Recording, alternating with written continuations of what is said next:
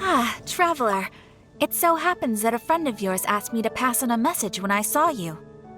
Someone left a message for us? Ah, who can it be? My beloved retainer. Have you noticed that silver thread of which fate is woven, now twisting and twining itself around you? The Aug der Verurteilung does Großen Kaleido Phantasmus will be watching you.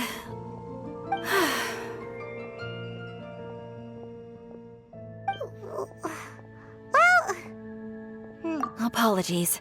This message is unusually difficult to recite. Would you like to hear more? Definitely sounds like Fischl's note. What should we do? We'll be watching you as you step into the glorious castle of the Immer Nachreich. Come to me at once, swear an oath to me in my blessed name, and we shall journey together to the depths of the world. Anyway, to summarize, Miss Fischl asked me to ask you to go to the plaza in front of the cathedral. Please meet her there when you have the time. She said that she will be waiting for you. Oh, Fischl. Such a mystifying message for such a plain and simple request. Well, if Fischl's expecting us, then let's not keep her waiting. Let's head towards the cathedral plaza.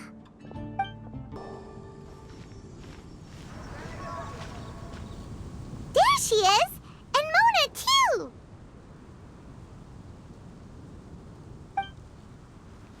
Oh, welcome, welcome, most loyal attendants of the Prinzessin.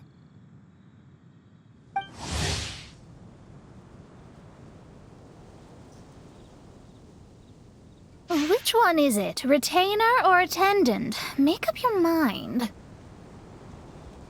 My apologies. Mein Fräulein tends to use exaggerated expressions when she's in good spirits. Hey, Fischl! You were looking for us, right? Sounds like the fun started without us. What's got you in such a good mood? And so, the whisper of eternal night summons you back to my side. Splendid. What a blessed reunion. A boon from beyond the eventide. Come, partake of this joy with me, my subjects. Traveler, Paimon, it's a pleasure to see you again. Mein Fräulein and I extend to you our most sincere greetings. Paimon wants to say a proper hello too, but Paimon has no idea how to, partake. A normal person in this situation would simply say, "Hi, traveler, how have you been?" The traveler and I are like intertwined stars in the vast galaxy. You of all people should very well know the fate foretold by this meeting. Precisely. Lady Magistus, please refrain from such unimaginative utterances. What now? Lady Magistus has long since become a citizen of the Immer Nachreich. She has been serving as court archmage under one's command for some time now.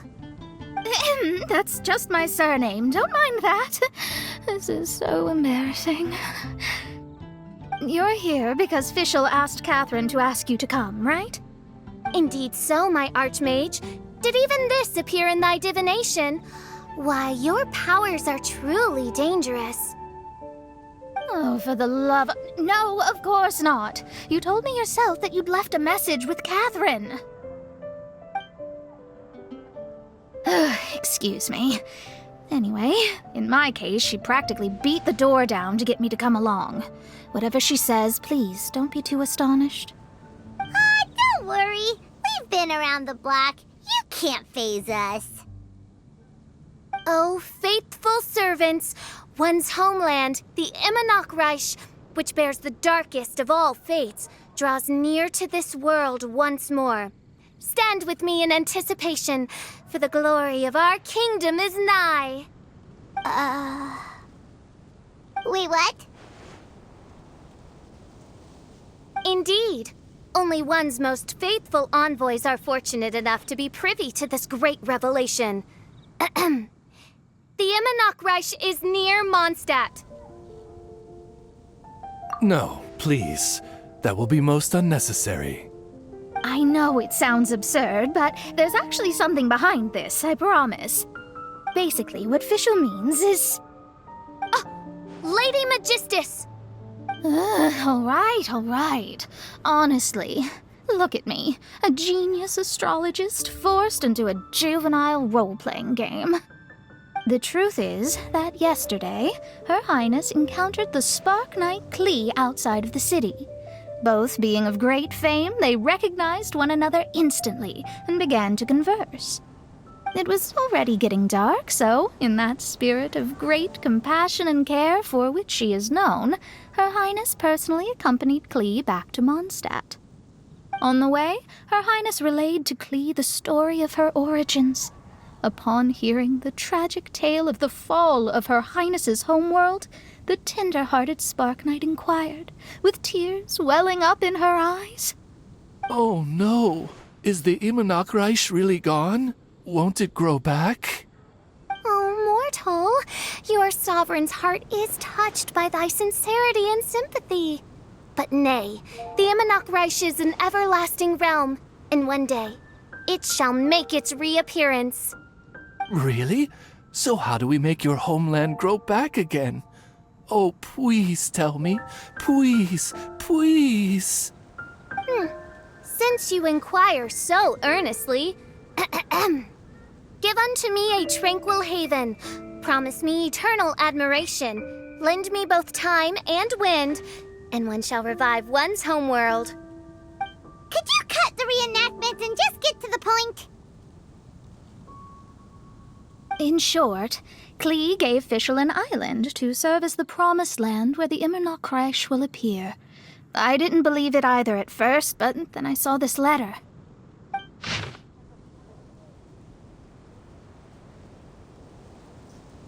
Providence has gifted Main Fräulein with an excellent opportunity. Esteemed traveler, as Main Fräulein's cherished retainer, you deserve to bear witness to this grand moment with us. This island looks kinda familiar. Traveler, curtail thy umming and awing at once. The throne of the Immernachtreich calls for me. Come, be my blade, clear the way, and witness what is to come. I think she just wants to invite you along to the island with her. That being said, I have a feeling that I'll be better off not performing any divination where that island's concerned. Huh? Why not? Klee is involved in this, which means her mother is probably involved, which means that old hag is involved. Thanks, but no thanks. You, who have traveled to the farthest reaches of the world, fathom the celestial path of stardust in the palm of your hand, and witness raindrops converge and become one with the undercurrent of destiny. You, yes you... must chart the course that leads the way to the land promised to Main Fräulein by fate. Oh, Fischl doesn't know the way there. Since thou asketh for our help, Paimon can telleth you that we are good friends with the Spark Knight Klee, the Guides of Destiny. Come on, just play along. Behold, the Watcher, the Guide, the Weaver of Dreams, the Traveler. Excellent, most excellent.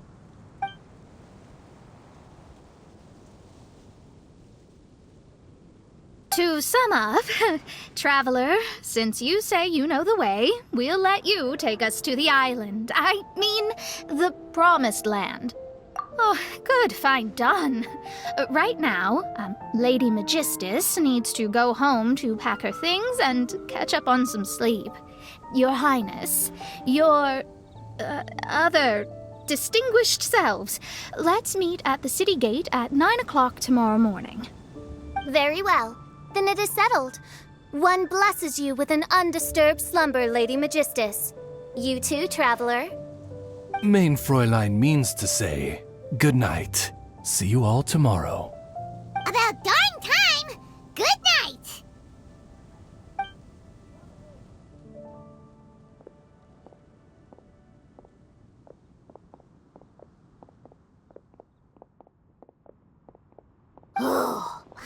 everyone's exhausted. You all have proper rules. How come Paimon has to be a clock on the wall in the royal palace? Cuckoo! It's 12 o'clock sharp in the Immernachtreich.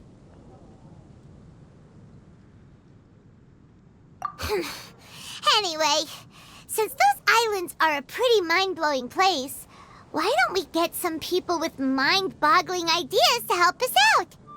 Kaya's mind works in mysterious ways. But no one in Mondstadt has ideas that boggle the mind quite like a certain somebody who's definitely going to be in the tavern at this hour. Come on, let's go rope him into helping us.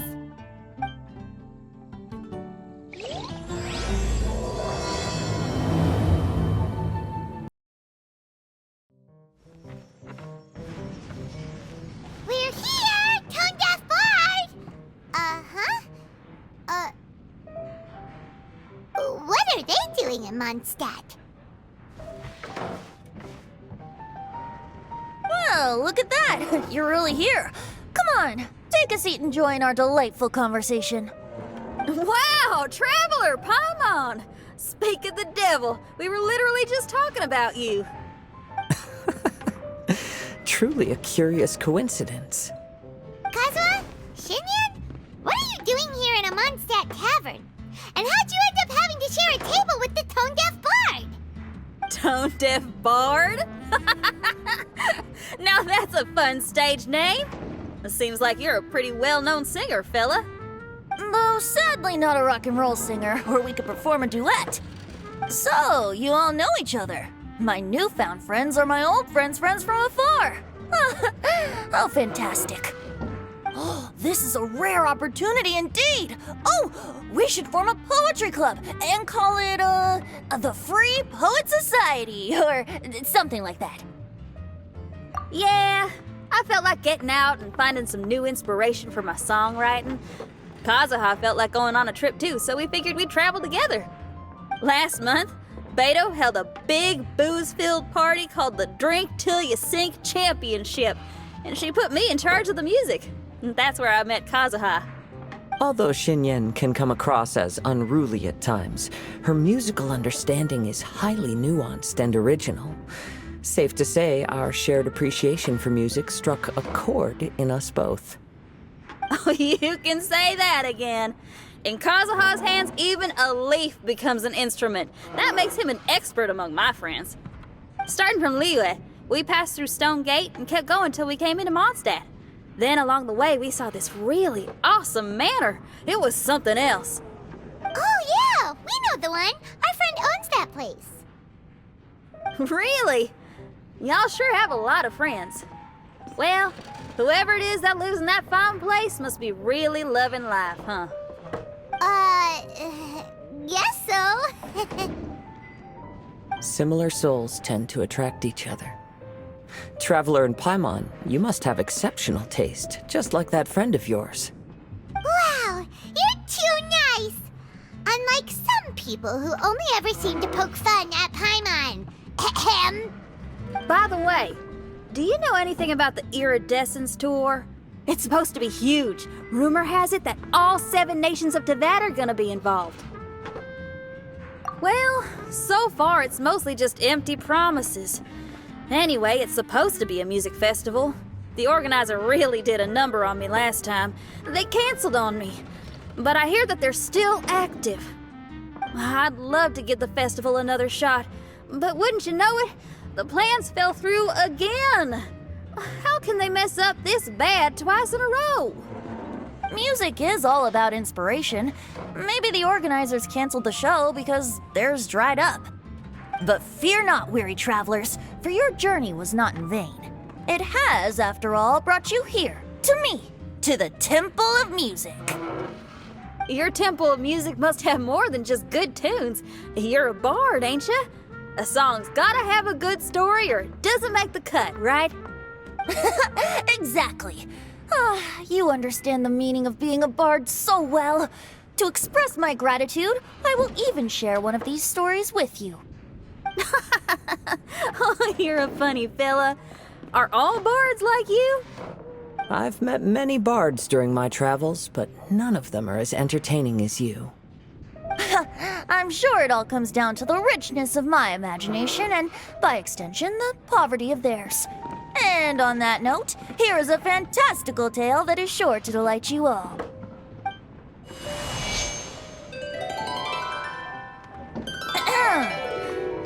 Legends tell of an emerald isle in the middle of the ocean. There, the Dodo King and his people live a blissful existence. When a Dodoko is born, it dives into the water. Some learn to swim. Others are carried away by the waves, all the way to Mondstadt, where they befriend the children there. One Dodoko made a new friend in Mondstadt, the little Spark Knight. But the Dodo King did not approve. He demanded that the little knight come to the island and prove herself to him. So the little knight, together with her most important friend in the world, braved the wind and waves, finally reaching the middle of the ocean.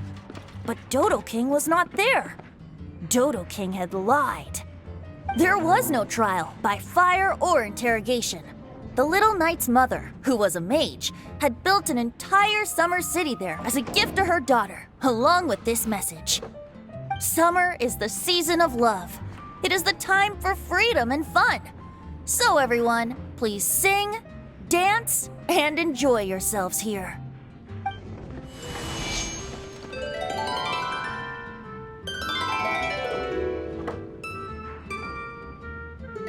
The end.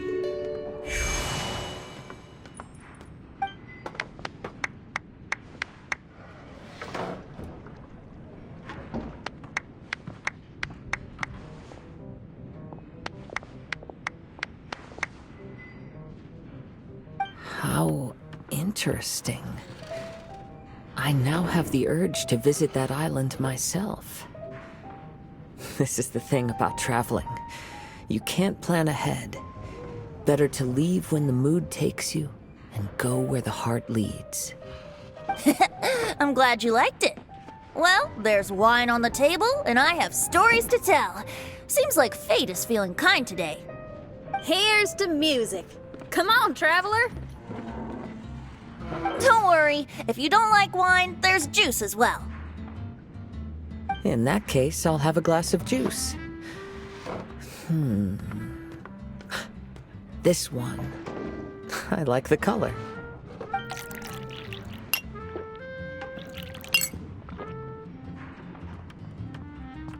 Oh no!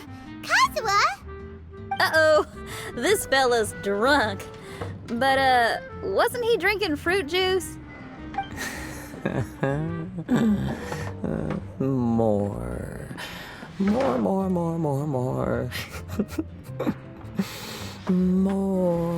More, please. Oops, I think I accidentally placed some fruity cocktails out there. My bad. Seriously? Anyway, guess it's time to talk about business after all that drinking. You came here because you need my help, I presume? Oh yeah, that's a good point. We didn't come here to drink.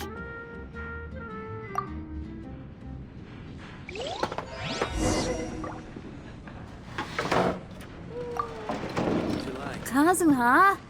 Kazuha! Oh, he just won't wake up. Looks like we're staying in the tavern tonight.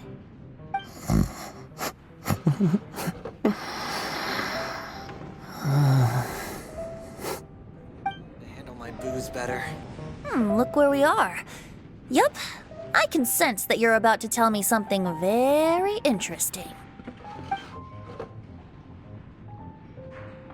Klee gave a special gift from her mother to an adventurer friend? Oh, she's such a kind-hearted child. As I'm sure you've already guessed, that letter is most definitely written by Alice. Yeah, that's so.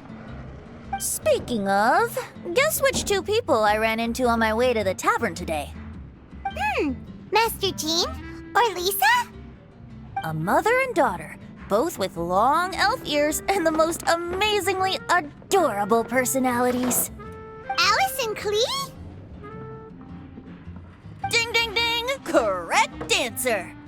The unaging mage was taking her teeny tiny knight on a vacation, and I happened to run into them. As a friendly greeting, the mysterious woman gave me a gift. She also said that if I meet any fun friends, I should share this gift with them. So now it's yours to keep. Ah! It's a bomb! Minus the fuse, so don't worry, it's not going to explode. Come on, take it. This way we can talk to each other just like this, even when we're apart. It's called a Dodo communication device, and it allows people to stay in touch over vast distances. However, you can't just use it anytime you want, and there's also a limit on the number of times you can use it. That's why it's currently only available to a certain select few. I heard that the inspiration for this comes from another world. Alice is always full of surprises.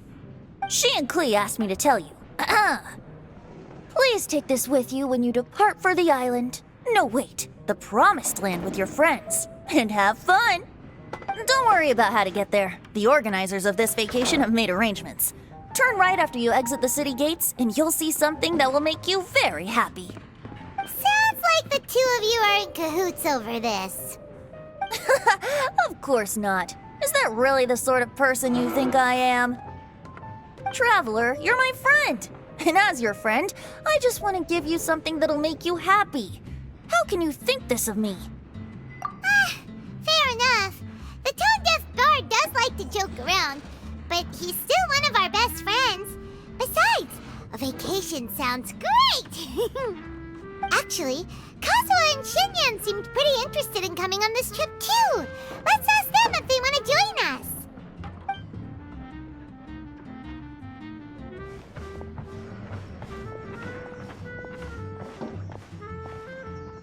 Ah, you're back.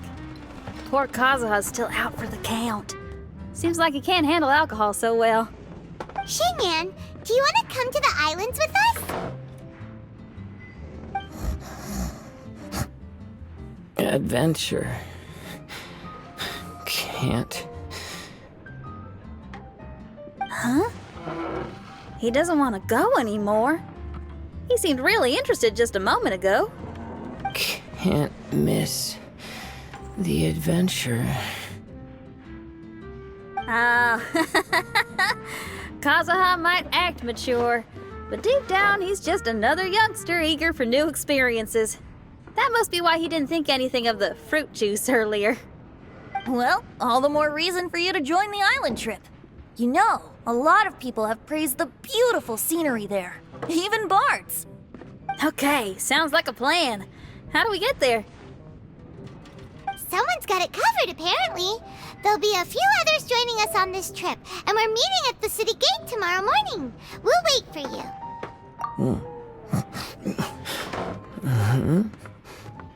Traveler? Oh, yeah. They don't know Fischl yet, do they? Okay, so here's the deal. There's a princess from a faraway land and her retinue, who are also coming on this trip. Huh? Paimon, don't get me wrong. I'm just asking to make sure.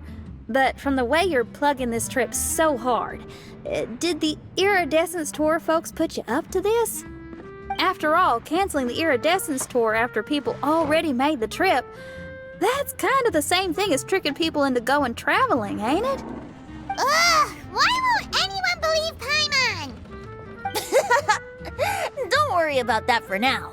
You'll all have the chance to get acquainted with each other tomorrow morning. Whether you're a princess, a retainer, a talking raven, a samurai, or a musician, you're all VIP guests of the island on your summer vacation. And that's what counts, right? I'm sure looking forward to it. I'll have to pass. I have some work to take care of. You serious? The tone-deaf bard actually has plans to do some work? I promised a young lady with cat ears and a cat tail that I'd sing at her tavern to boost business and beat the competition. Ah, yes, the competition being this place, which has six-fingered Jose. Aren't you allergic to cats? Yup, I can always sing on their roof. She told me that as long as their sales surpass their competitor, there's a whole month's worth of wine in it for me. Oh, what a fine employment opportunity. Virtually tailor-made for me. So have fun, and don't worry about me. I feel like this summer is going to be a very interesting one. Today is the day of one's reckoning with fate, as foretold by the night sky. Humiliation suffered in the past, the shame we have carried all these years. One bids you adieu, for today it is time for retribution. Mein Fräulein, if I may be so bold, that final phrase did not sound like one of your own. Of course it wasn't. I just overheard it from someone in the city. I mean, thy princessin is merely drawing on the wisest and courageous sayings she has heard in the land to signify the importance of this day. Let me see. Oh, it really is someone else's catchphrase.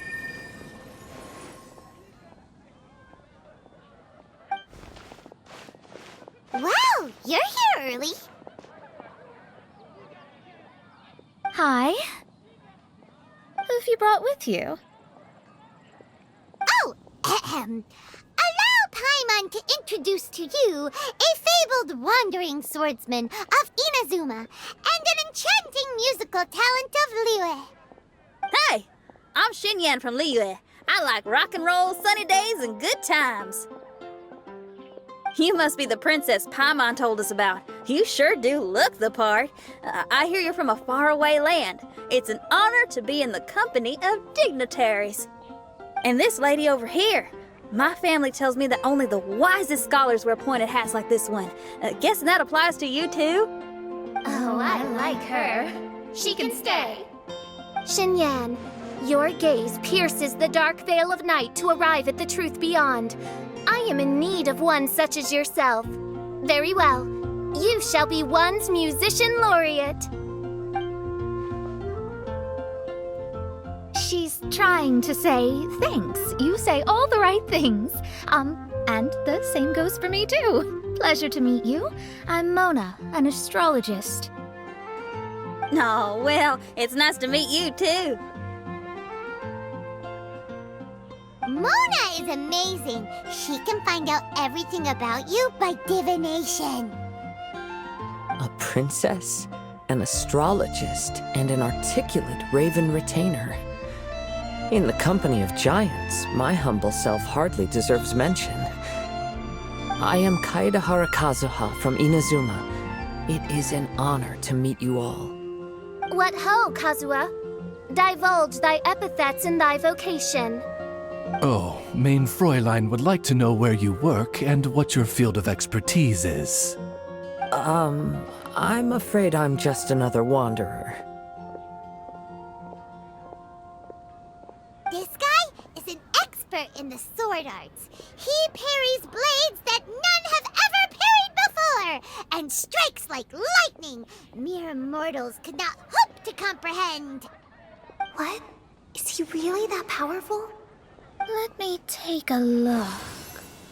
Huh? Oh my. Hi, Kazuha. I'm absolutely delighted to meet a great swordmaster like you. Could we ask you to be our guard while we're on the island? One hereby declares you captain of the Royal Guard of the Immernachtreich. For even Lady Magistus to praise your skills, you are surely one of rare talent. Okay, Lady Lady Majig... What?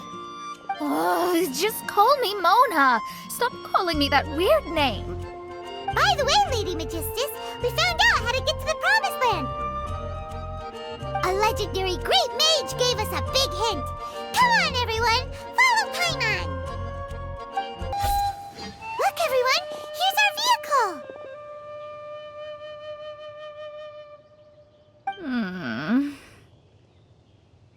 Somehow, I suddenly don't feel like going anymore. What unique little thing. Looks kind of like Guoba, doesn't it? Guoba. Is he the magical creature at Wanmin Restaurant? Now that you mention it, it does look quite similar.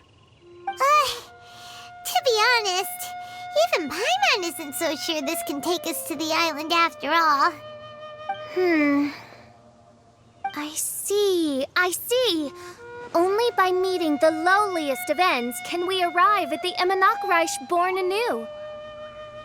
Ho, behold, the doorway cloven by thundering retribution. By such means as I once descended into this realm to bring retribution, do I now venture into the next. Come, Oz, lead the way. I will enter first. Main Fräulein need not worry. He's in! And now he's gone! Why, this truly is the path of retribution that leads to the Promised Land. Maybe I should just do a quick reading for safety. Lady Magistus, it's fine! This is Alice's creation. It's totally safe. Spare yourself the trouble. Just come with us. All right, I completely forgot. All right.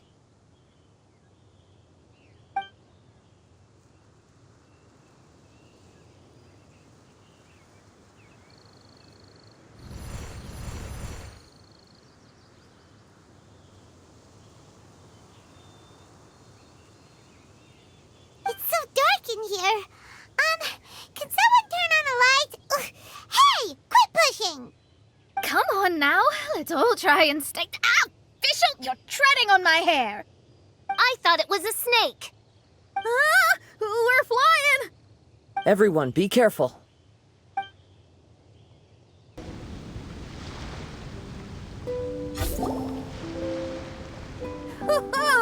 We finally landed. What was that all about?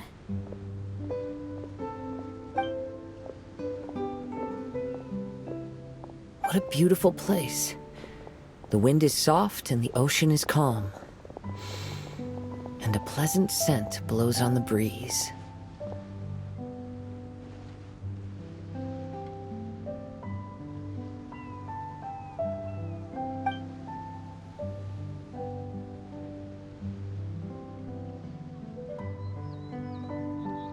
Yep, Paimon's feeling way better already now that we can see the ocean.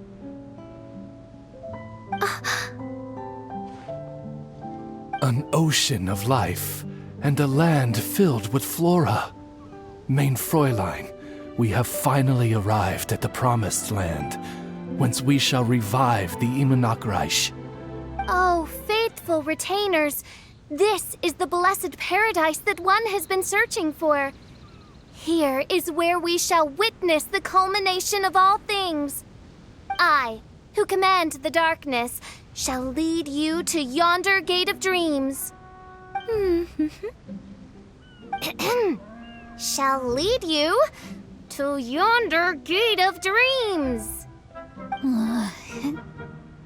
Your Archmage Magistus thanks you for your kindness, Your Highness.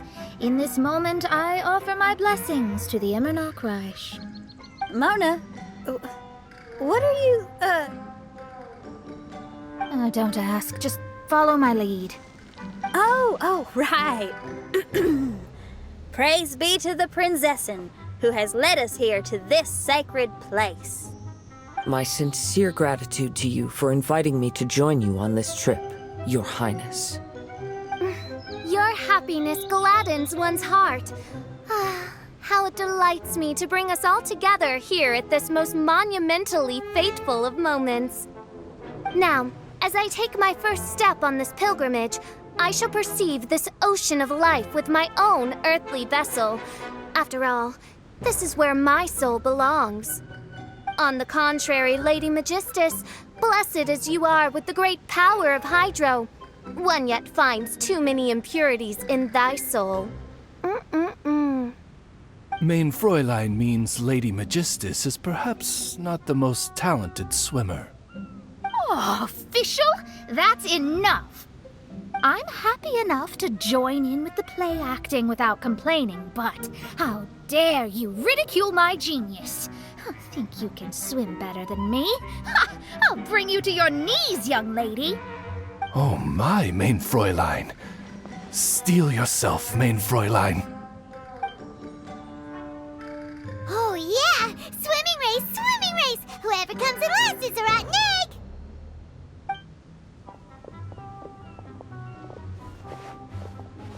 Challenge accepted. Heed my words, lowly Lady Magistus. You shall pay for your foolishness for as long as you live. Ridiculous. I've never lost a single swimming race in my life. Bring it on. First one to run to the beach wins.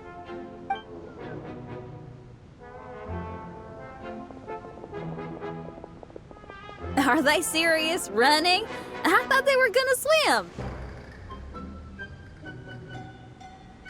I take it you have no present plans. I want to start by surveying the area first. Want to come along?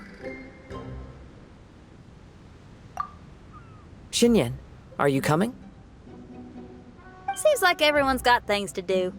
I'll stay here and hold down the fort for now. Mona and Fischl have gone swimming, and someone's got to set up camp. Don't worry, I got this. You're gonna take a look around, right? Well, make sure you let me know if there are any good views. Thanks, will do! Okay, I'll start by catching 10 crabs and 20 fish. Will that be enough for all of us? Maybe I should prepare something else. Hey, what's that huge weird thing over there?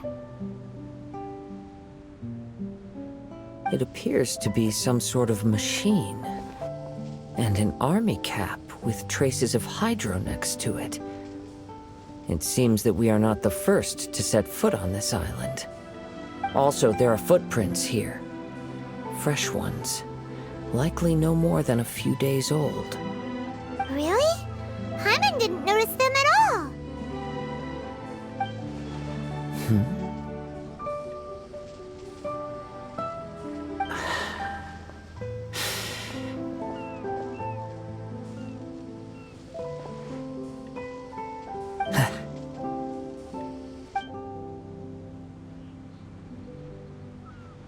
Traveler, Paimon, stay alert. Why? Did you see something? Someone was here, and they're still nearby. Judging from the scent, they're visitors here like us. There's other people here? Oh, Paimon's scared now. Come on, we need to track him down.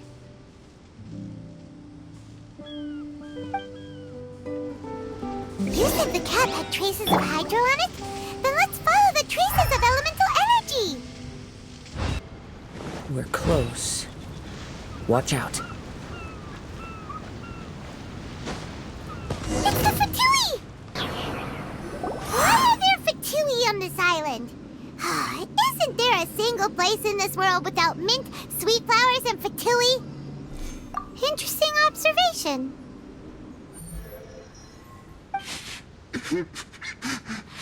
Cappy Cap's gone. Where's Cappy Cap?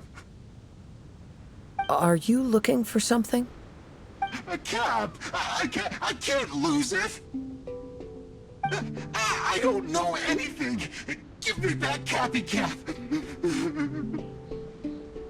Is this the cap you're looking for? My brother's Cappy Cap! Gimme!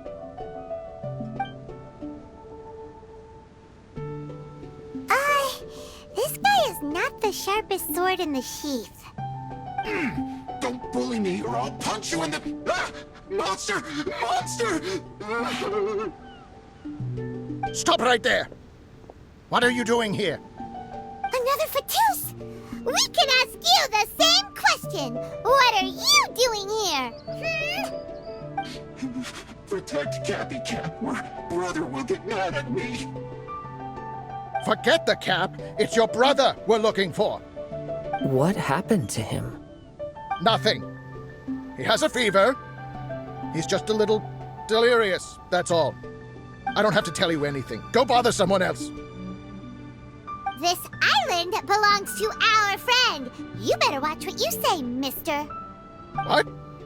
I thought this island was uninhabited. That's why we came here to... Never mind. Fine. I'll tell you, but then you need to leave me alone. It's a new kind of energy generator that I invented. We were simply looking for a deserted island to test it out on. There. Satisfied? Yeah, and if you don't do as you're told, we'll take his cap! Please don't! Hey, stop crying! All right, I promise we'll stay within this area. Okay? By the way, why is there smoke coming out of your machine? Because the cursed thing is broken. As much as I hate to say it, our tests did not go to plan. We were getting ready to leave anyway. Oh, well, just see yourselves out whenever you're ready. Bye! Come on, let's go.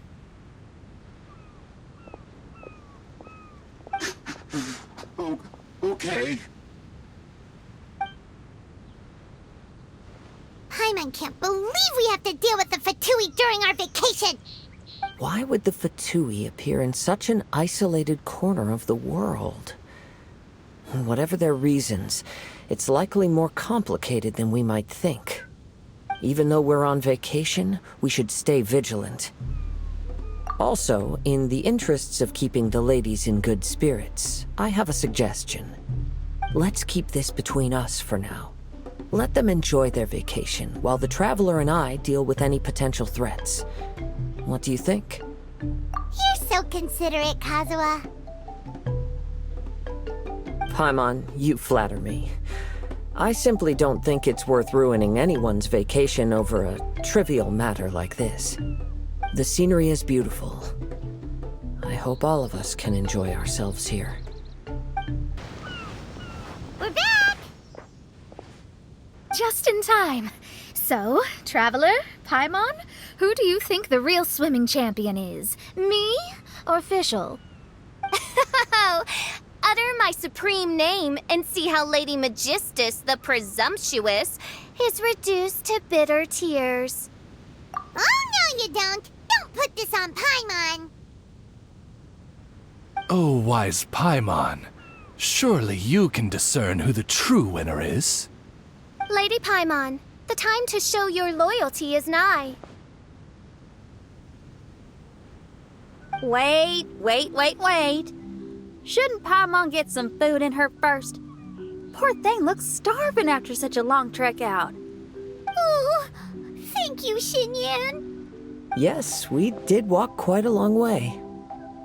Right? While you were off doing your own things, I caught us some seafood and picked us a few fruits. They taste real good barbecued. Now that you mention it, I'm getting a little peckish myself. I, too. Well, there's plenty to go around, so dig in. I can't say I've got the culinary skills of my chef friend, but I promise you'll at least eat your fill. Time to eat. Inviting Lady Xinyan here was an astute decision indeed. Paimon's done talking. You guys carry on if you want to go hungry.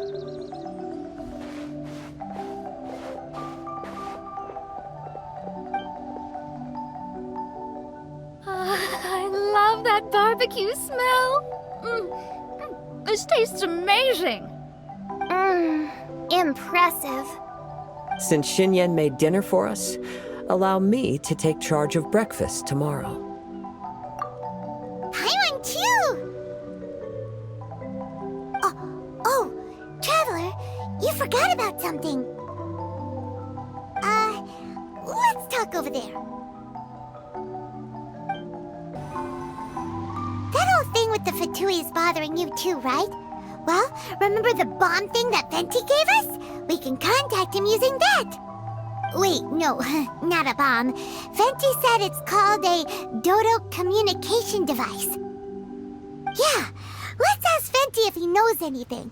He always seems clued in on everything, so if there's any intel floating around, he'll definitely know about it.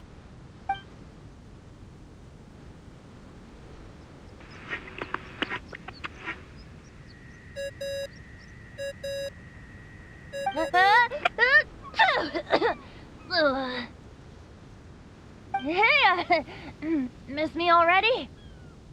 I know that.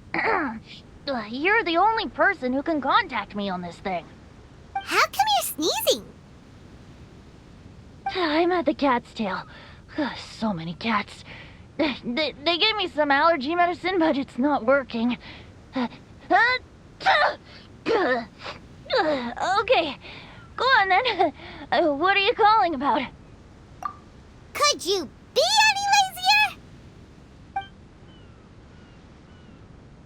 Alright, well, Venti, there's some strange things going on this island. We ran into the Fatui. The Fatui? Yeah, they're everywhere, aren't they? The Cryo Archon's minions are a capable crew. I'd be more surprised if they hadn't shown up yet. But they're ruining our vacation. Really? But, you sound fine. They can't have caused you too much trouble, surely. Or, if they did, I'm sure you have everything under control by now. Yeah, but something just doesn't feel right. That's why we came to you. Don't you have any information for us? I haven't heard anything new about the Fatui. But don't worry. I may be a lowly tone-deaf bard, but you may contact me whenever you need me. I mean, I can't promise I'll be of much help, but at least you'll have someone to talk to, right? Sometimes just talking things through is enough to calm a worried mind. Honestly. Adventuring is what you do best. It's only natural to encounter a few surprises when you head somewhere new, but just remember, not all unexpected encounters are dangerous. The same wind graces the seaside as that which wafts over pastures green. Whenever you see clouds, it was the wind that carried them there. Don't worry, my friends. The wind will always be with you. Okay then, I have to go now. My performance in the cat's tail is starting any second. Okay, bye. So, he means we don't need to worry too much about the Fatui, right? Well, if that's what the tone-deaf bard says, then fingers crossed we'll have a peaceful and relaxing vacation where nothing weird happens at all. When you go off on a long trip with your friends, the important thing is to have fun.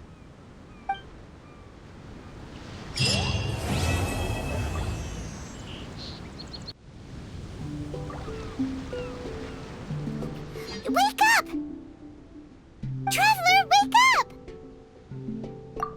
Oh, thank goodness you're awake. Paimon has good news and bad news. Which one do you want to hear first? Okay, Paimon, sorry. Wake up, something's happened. Okay, bad news first. The bad news is something weird's going on with this island. And the good news is it seems like it has nothing to do with what we came across yesterday. Today is a different issue entirely. Ah, look, he's awake. Careful not to frighten him. He's probably just like the others. Humans. Such delicate little things. How are you doing, mate? Feeling a little fragile? So, as you can see, the boat can talk. No! Avoidance isn't gonna solve anything! Poor soul. Imagine being scared of talking squirrels and boats. Ha! Well, we can't blame him. After all, humans aren't quite accustomed to hearing things like us talk. Wait, have you guys always been able to talk? Of course! Otherwise, how would we communicate with others of our kind? So in other words, we suddenly gained the ability to understand you? Huh. How strange. Maybe you've gained some intelligence. Congratulations. So you're finally awake. Time to rise and shine. You're back. Yes, we went for a little walk. The enchanting scenery and pleasant weather here soothes the body and mind. Everything is fine, except that some places are a little peculiar. Oh, the servants of darkness have descended. Rejoice, for the return of the Immernachtreich is nigh.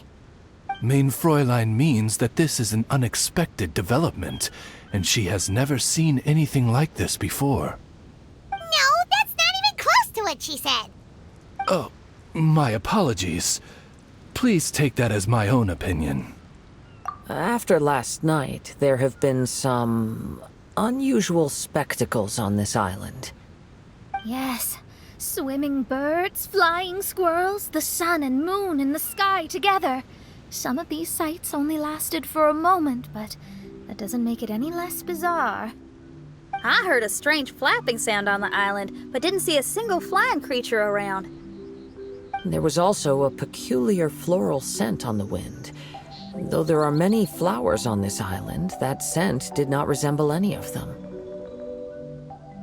Seems to me like whatever these things are, they aren't visible to the naked eye. I tried to perform a divination, but my scryglass showed only a chaotic mess that was impossible to decipher. Oh, Paimon has a bad feeling about this. What have we gotten ourselves into? I had resolved to summon the Immernachtreich in this land, but now we observe these puzzling phenomena. Could this be the spawn of the condemned, trying to thwart my sacred endeavor? Wait, you don't think Alice could be behind all this, do you? But if it really was her, it wouldn't make sense to do all this. Look at them, old chap. Seems we scared the pants off them. Aye, well, they've never seen anything like this before. This old boat sailed all over the briny seas in its time, and tried talking to many a sailor too. But in all that time, not a single person has ever spoken back. Exactly. If it weren't for this environment, who would have thought humans would be able to chat with us? This environment? What do you mean by that? The environment. Could it be that the environment is what's interfering with my divinations? Even if you were, dreams aren't supposed to become reality, right? And a dream won't make you suddenly understand boats and squirrels. What's wrong? Look, over there!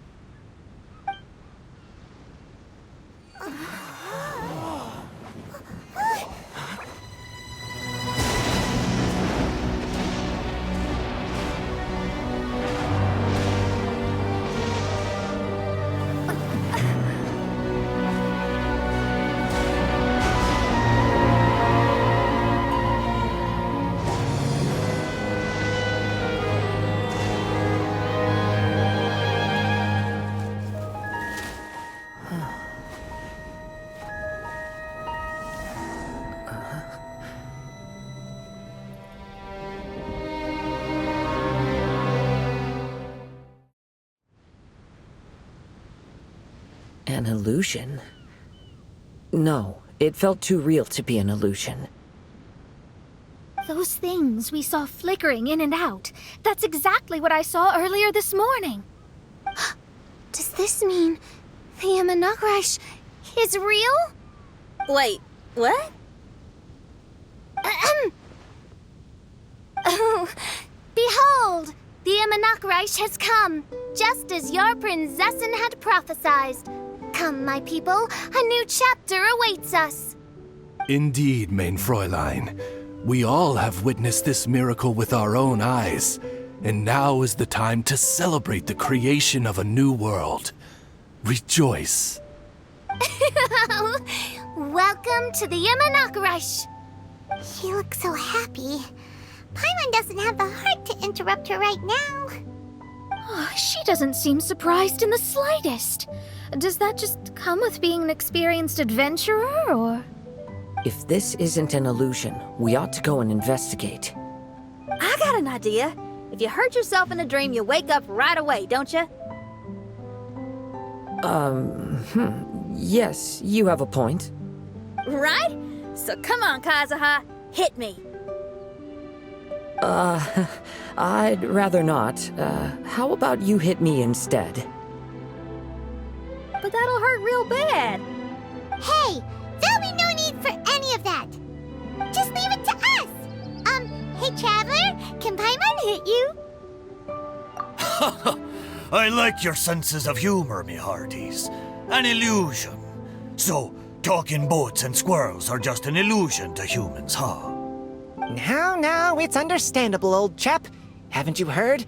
As humans grow older, they forget many important things and lose many of their abilities. Aye, so they do. A pity, to be sure. Thinking back, in all those years I spent sailing with the fleet, I would have never imagined that one day I'd be laughing over something like this. Well then, me lads and lasses, don't you want to take a wee gander at all the places you're so curious about? Of course, but how do we get there? Look, here. At what? Blimey, at me, of course. Oh, that's right. I forgot to introduce myself. I'm the smartest chip you'll find in all of these parts. The name's... just call me whatever takes your fancy. Don't you have a name? That I do. I just can't remember it. All I know is that I came here from Inazuma. In that case, Paimon shall name you... Mitaboru! How's that? All the other ships in Inazuma seem to have names ending in Ru, too. Mitaboru. Ha! That'll do nicely. You're lucky to have met me. I can sail through the choppiest seas with ease. There isn't a wave out there that can capsize me. So, come aboard, and I'll take you wherever you'd like to go. Ah, how very kind of you, old chap. Unlike that Animo Archon who abandoned us here. You know, the Animo Archon of Mondstadt. Don't you know, some of these islands used to be Mondstadt's mountaintops. Once upon a time, the Animo Archon sliced them off to neaten the place up and chucked them into the ocean. My great-grandfather was on one of the mountaintops and got sent flying here along with it. Wretched Animo Archon. How could that happen? And we've been living here for generations since then. Fortunately, there were a few other squirrel families that got stranded on these islands as well, so we built ourselves a kingdom here. The good thing is that there are no predators or competitors around. All the pine cones on this island are ours for the taking. The bad thing is, we're stuck here. Didn't see that coming. Sounds like the Immernachtreich is a kingdom of squirrels. Hold thy tongue! Paimon, please do not make such slanderous statements. The Immernachtreich is, of course, a kingdom of night ravens. Hey, lad. Yes, you. You're from Inazuma, aye? That makes us brothers, ha! Every young lad of Inazuma has to pluck up the courage to set sail on an adventure one day. So, are you coming? To set sail is to leave one's homeland and travel far away. Aye. You need lots of courage and just a dash of heartlessness. 'Cause once you leave, you may never return. But if you stay, you're forever a prisoner in your own heart. Inspiring words, Mitaboru. And you're right. The Wanderer's spirit runs in my blood. I'll go with you. My friends, are you coming too? I want to take a look at the strange phenomena on that island. Also, I smell ancient timber and waterproof varnish on this boat. The scent is indeed from Inazuma. So I believe he speaks the truth. Huh. Well, what does everyone think? Oz, lay down the gangplank. Thy princessin shall take to the seas. Let's all go. It'll definitely be an experience. Ha! Great! And we're off! Safe travels!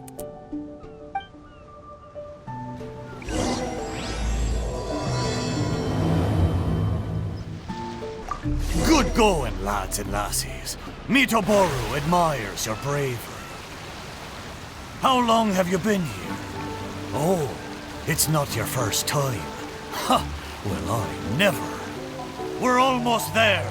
Please take all your personal belongings with you. Look! There's something over there! Well, it's... Let's take a closer look. Well, I certainly didn't expect to see you here. This is a bonsai pot, right? It's nice, but it looks like it's been a little neglected. This bonsai was in my family for many generations. I saw it once in a Tenryo Commission warehouse, but it looked quite different from how it does now. At that time, there was a withered tree inside. Why would someone keep the plant in there if it's dead? It's a way of sending a secret message. It indicated that there was something hidden inside the flower pot. There was a letter buried down at the bottom, which told of an ancient secret in my clan. I did not take the bonsai with me after reading the letter, which means it should still be in the warehouse now. I wonder who removed the plant and placed the pot here. So the bonsai pot belonged to your ancestors? Seems a shame to leave it empty like this. Huh. Kazuha, what do you think about maybe putting a little something inside it? All right. Though I still don't understand why it has appeared here, I can give that a try. Paimon knew it wasn't gonna be that simple! Huh? Oh, yeah! Everyone's here, except for Kazuha! Kazuha! Where are you? Are you okay? No response. Well, let's keep an eye out for him. Look at the decor here. It's like the inside of a grand mansion. I don't think this is a perilous maze. It's somebody's home. Most curious. What secrets lie within this place I shall surely uncover.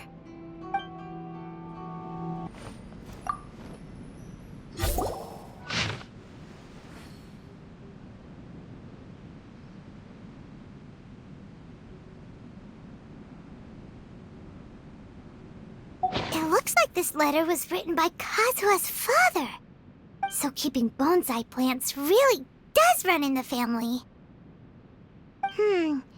But the fact that we're even here and could see his father's notes, it just seems so unbelievable.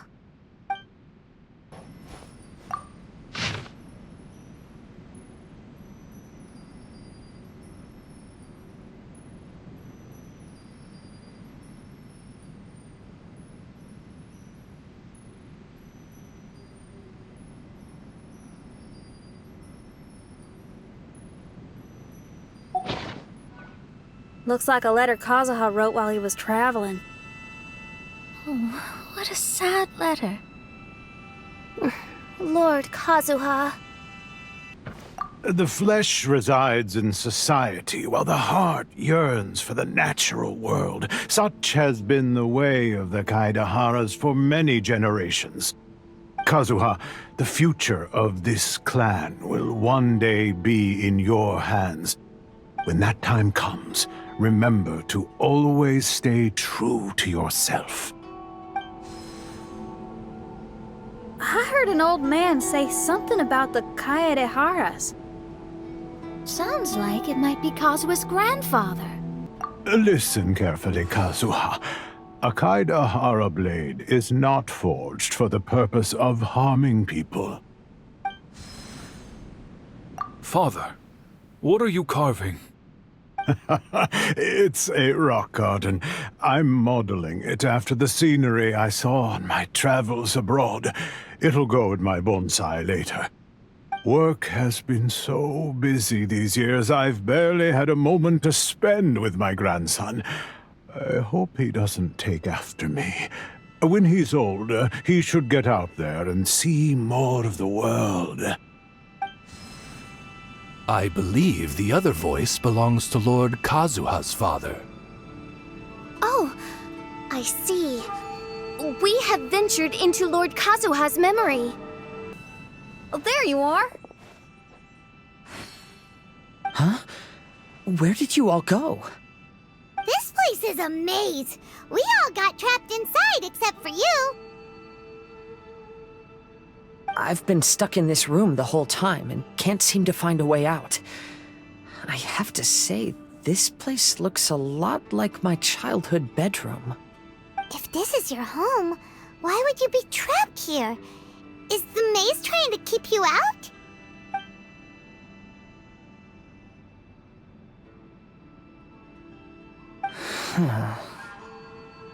It appears that this whole maze is modeled after my family home. And all the conversations you heard in there are in fact words once spoken by my father and grandfather. You said that the maze is trying to keep me out. Indeed, I'm the only one unable to explore this place. I think these unusual structures are some kind of mirage. According to what Kazuha said, all this seems to be constructed based on Kazuha's memory. But why should Lord Kazuha be the only one excluded? Maybe that comes from me too. To me, what is past is gone. Everything in the world is guided by its own rules, and as for people, we can never relive the past. I think that this belief is the reason why the mirage was keeping me out. I can get behind that. It's a very sensible way of looking at things. All our thoughts have consequences. I don't consider it strange, and I don't think it's anything you should be worried about. We got in here by touching the bonsai, didn't we? So perhaps, if we touch it again... We're back! Hey, look! That whole mountain's changed completely. Wait. Everyone, I might have an explanation. The changes in the mirage could be related to the bonsai. My father once mentioned that this pot was originally part of a collection belonging to my great-grandfather. He adored his bonsai and always took great care of them. When our family fell upon hard times, my grandfather traveled far and wide looking for a way to save the clan. However, during that time, my great-grandfather became gravely ill. He knew my grandfather had no interest in bonsai, so before his death, he gave most of his carefully crafted bonsai away. This is the only one he retained. To hide the letter with that secret in it, right? Yes, and to give his son something to remember him by. My grandfather returned quickly as he could, but my great-grandfather had already passed away. They never got the chance to say goodbye to each other before the end. After that, my grandfather would spend long periods of time standing in front of this bonsai, lost in thought. Eventually, he started to make his own bonsai. Unlike his father, he preferred arranging rock gardens instead of plants. Perhaps influenced by my grandfather, my father also took a liking to crafting bonsai. Back then, our courtyard was filled with all kinds of them. And this flower pot was passed down to me as a family treasure. It's certainly no coincidence that it appeared here and became the entrance to the mirage. It's almost as if it's giving me a chance to make up for past regrets.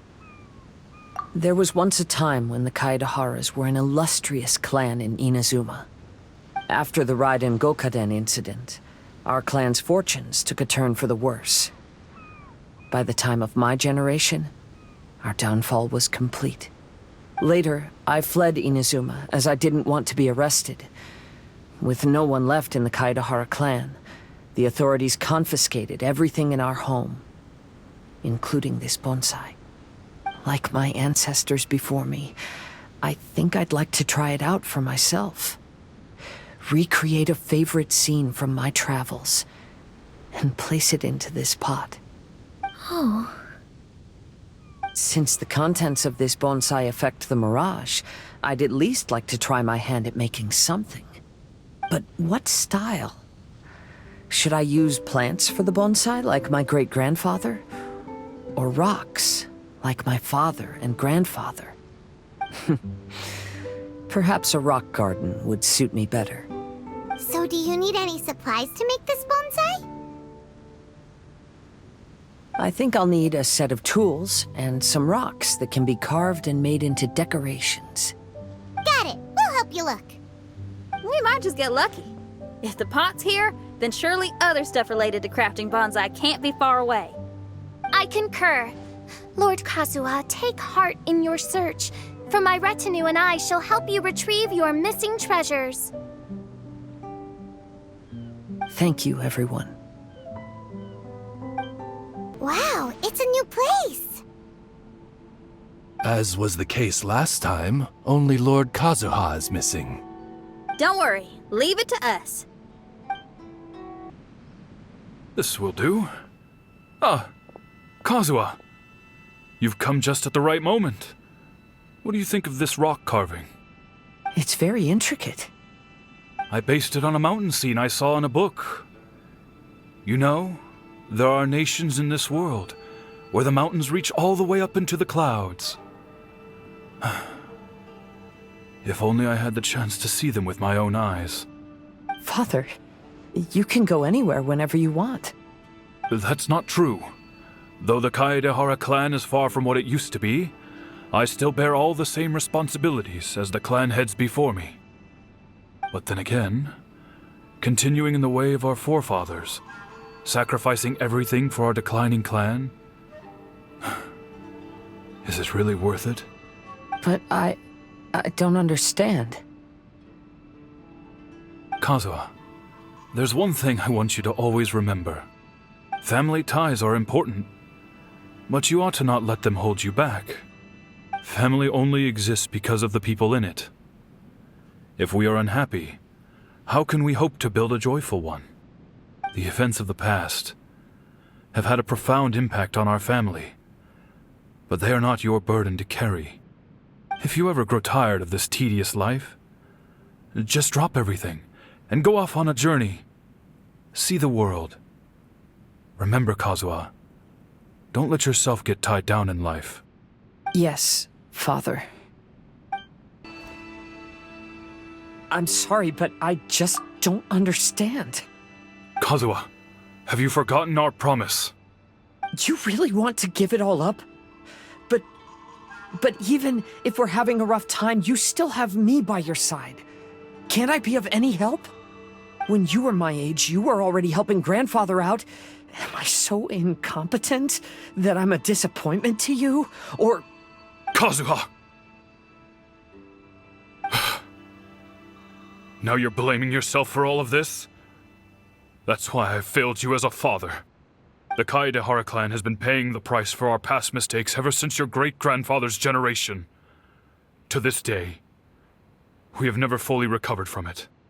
Though we are a family of bladesmiths, you don't have to devote your life to the family craft.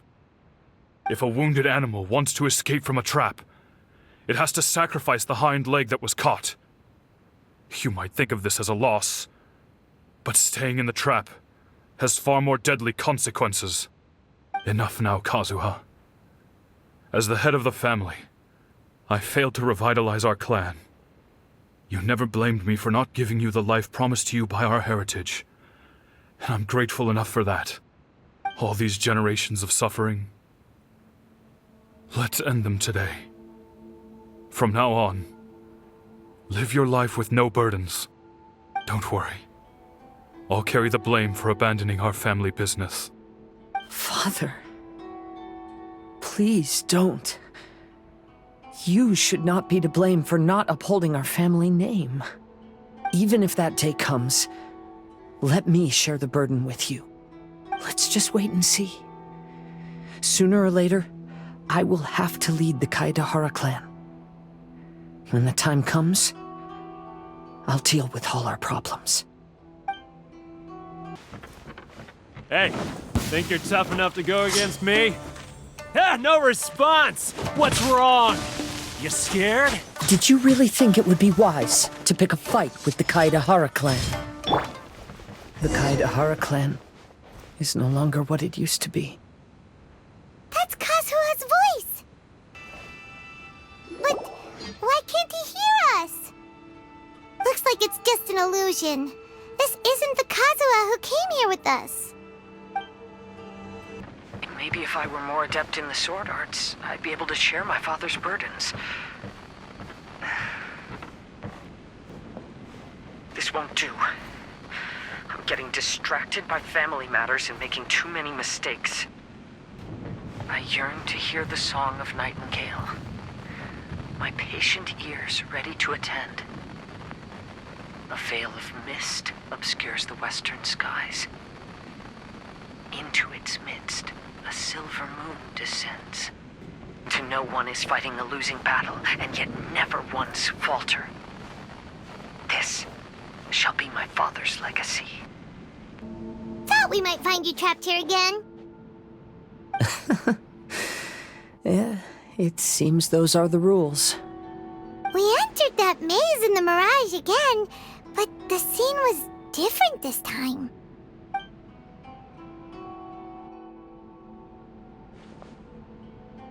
The mood was more deflated, and the place more humbly furnished. Yes, that makes sense. What you saw was the Kaidahara clan in decline. We saw you in the mirage too, but you looked a little different than now. Indeed, I most certainly agree. Compared to the Lord Kazuha before us now, the mirage we saw appeared lost, with the burden of fate weighing heavily upon him. I can confirm that. His fate was a heavy burden indeed.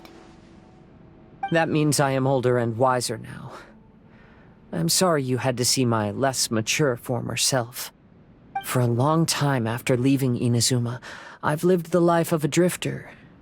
But this is no bad thing, because I learned much from the experience.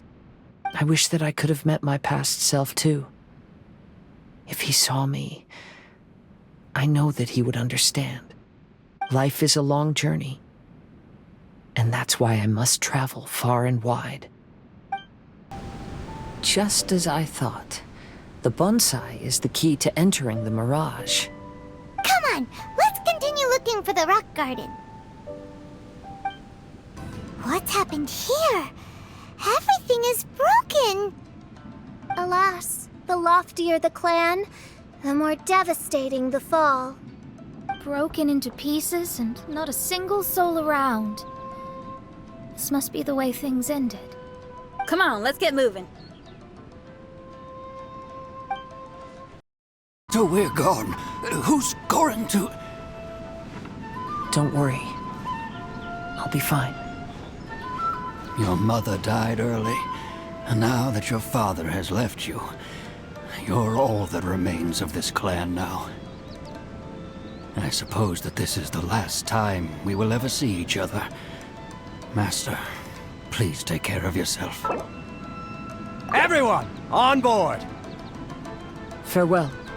The Kaidahara clan has ultimately disbanded in my hands. But as my father said, I should not let life imprison me. Perhaps living the Wanderer's life is what was meant for me after all. You know, they say that visions represent the Archon's gaze. But is being under an Archon's gaze really a blessing? I don't know. Maybe. I have traveled far and wide in Inazuma since leaving home, and seen many new things along the way. Though material luxuries have not been a feature of my journey, it has yet been a rich and rewarding one, with the boundless earth and sky to call my abode, and all the wonders of nature as my partners in poetry. Vision Hunt Decree! Hand over your visions now! This way! Hurry! I know very well why people resist against the Vision Hunt Decree. Ambition is our power in its rawest form. We cannot live without it.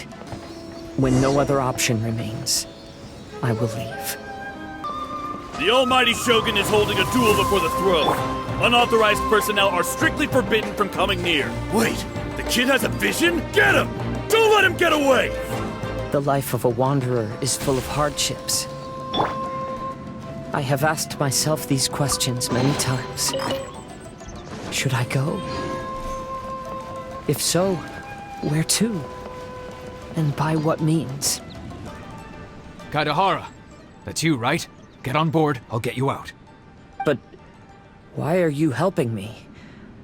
I'm a wanted fugitive. Obviously the Yashiroka... An anonymous financial sponsor wants you to get out safely. But there's only so much they can do. After this, you'll be on your own. My grandfather once traveled to Liyue, while my father read about Mondstadt. But where is the right place for me? The sky's getting dark. It looks like it's going to rain. Stop! I'm warning you, do not attempt to resist! Oh, really? Will the rain ever stop? Hey, buddy. You okay? Need a ride or something? Pirates? You could call us that. So, you coming or not? Huh? It's the Alcor! Oh, and look, Kazuha's over there. Kazuha! We found you! Ah, good timing. I was just reflecting on my life so far, and I think I'm all up to date. So, what do you think of the Kaidahara clan's bonsai? Old things often carry around some form of regret.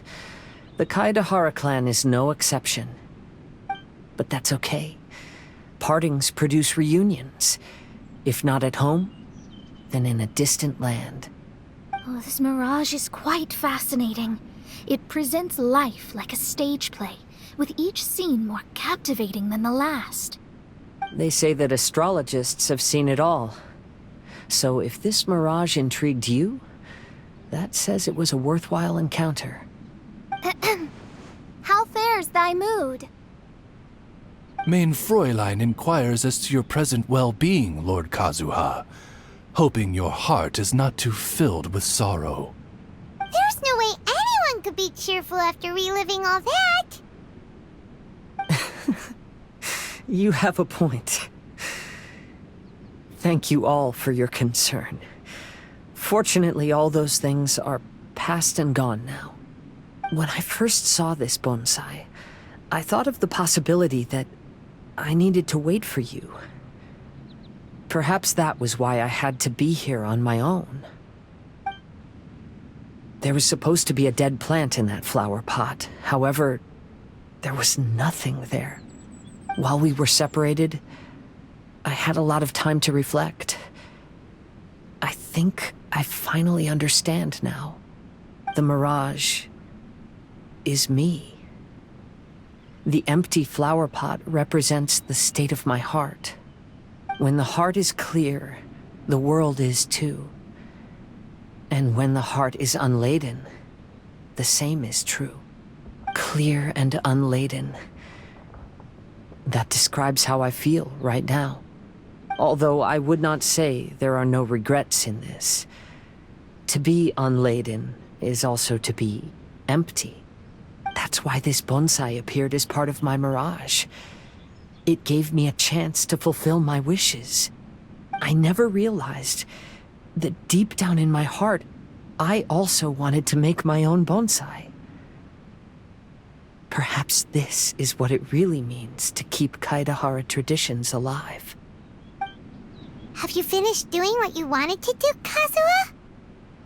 Yes, you could say that. You saw my past self and said goodbye to him. Only when you witness my whole story does it become truly consigned to history. What really matters in life is not how strict we are with ourselves, but the connections we make along the way. There's no future for those who linger on the past. So please believe me when I say that I've already come a long way, and I intend to go further still. I will always treasure your support. I often travel during storms, which means my eyes are often blinded by the rain.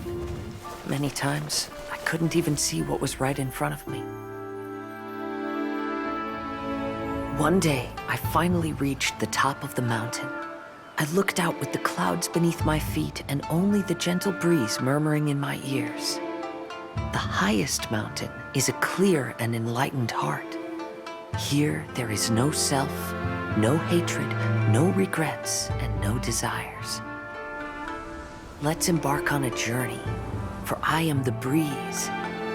We will meet again, no matter how far along the road. Life has just begun, and maybe the whole world can be my home.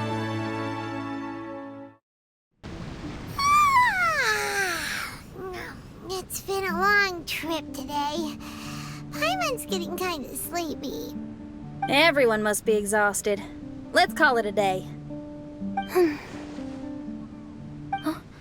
What's wrong?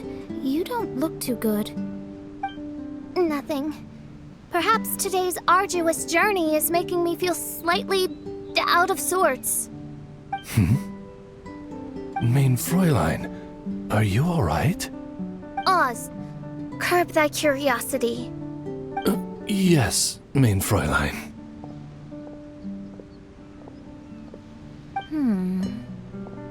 I'll see if I can find something for us to eat. Go ahead and rest if you're feeling tired. But anyone who's up to it is welcome to help out. I'll help. Oh, me too. Everyone's volunteering to help. Maybe we should too. Whoa, hey! I appreciate the enthusiasm, but Her Highness looks kinda gloomy. Mona, you two seem close.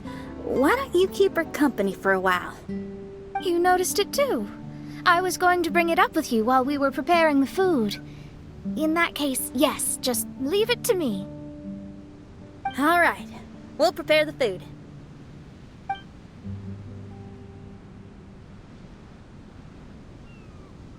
Yep, this should be enough. We can grill these. Next time we pass by one of those abandoned campsites, I'll see if they have a cooking pot. We'd have some more variety then. Wow! That's such a nice idea! You might not be a chef, Xinyan, but you sure do know how to keep the diners happy. Oh, shucks, Paimon. It's no big deal. Just doing what I can. Even the crewmates of the Alcor consider Xinyan someone they can rely on. We feel the same way about you too, Kazuha. We sure do. Well, then, as a trusted friend, I have something I'd like to talk about. From what you've been saying, that miraculous mirage seems to have been based on my life story to date.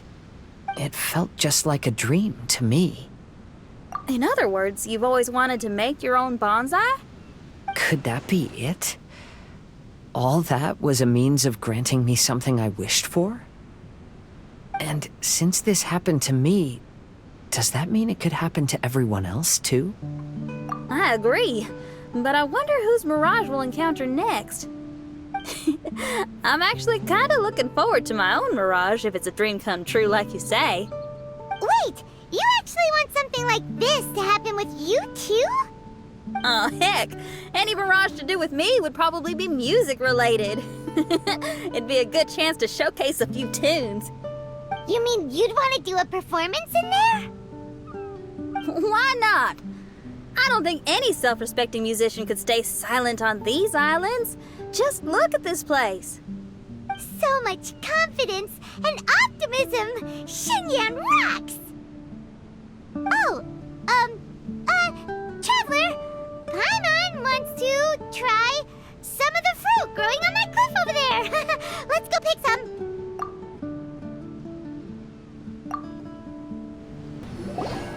So, those strange houses today, huh?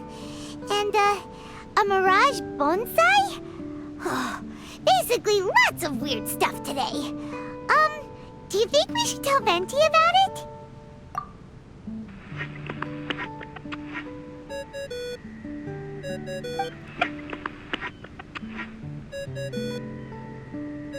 There's no answer.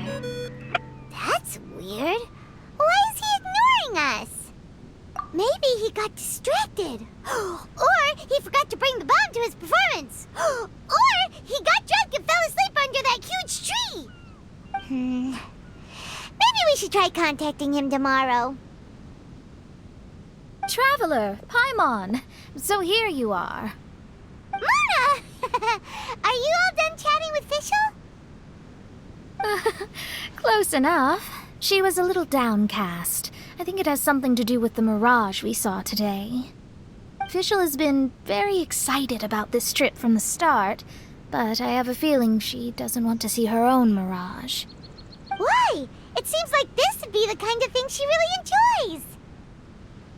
I'm not sure at this stage, but I'll keep an eye on her.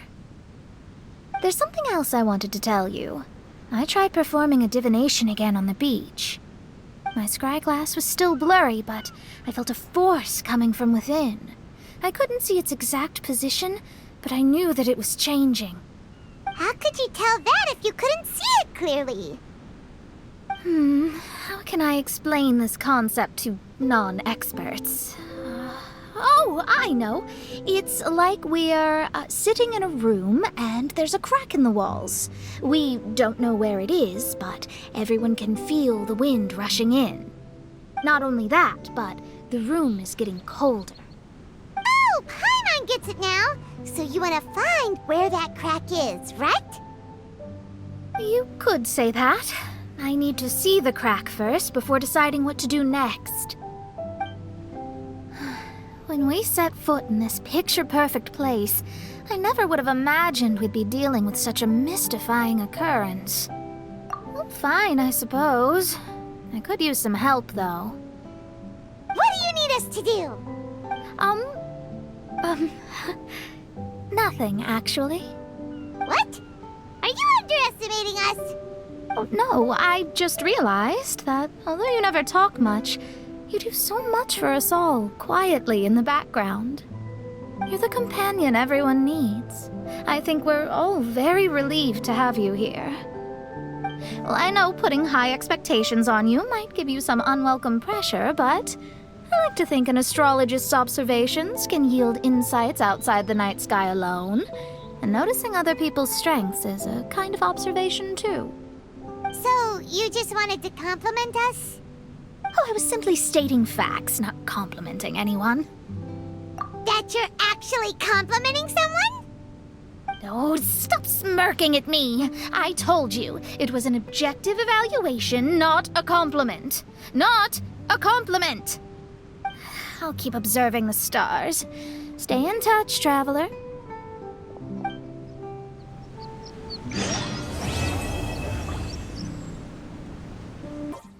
Get up, lazy bones! The sun's so high, it's right in your eyes! Yeah, that's why you couldn't see that the sun's in your eyes! I trust you slept well. Sounds like the same story for everyone. I got up first today, so I took a walk around and picked some fruits for our breakfast. And Paimon's been waiting for you to get up so she can finally dig in!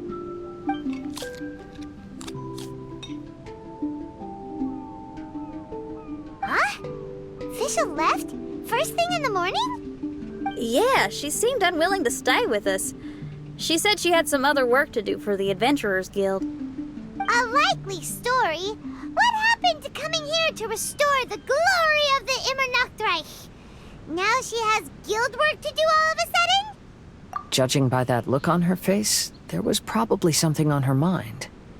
We tried sending Mona to comfort her like before, but she said Mona doesn't understand the work of the Adventurers Guild and can't go with her.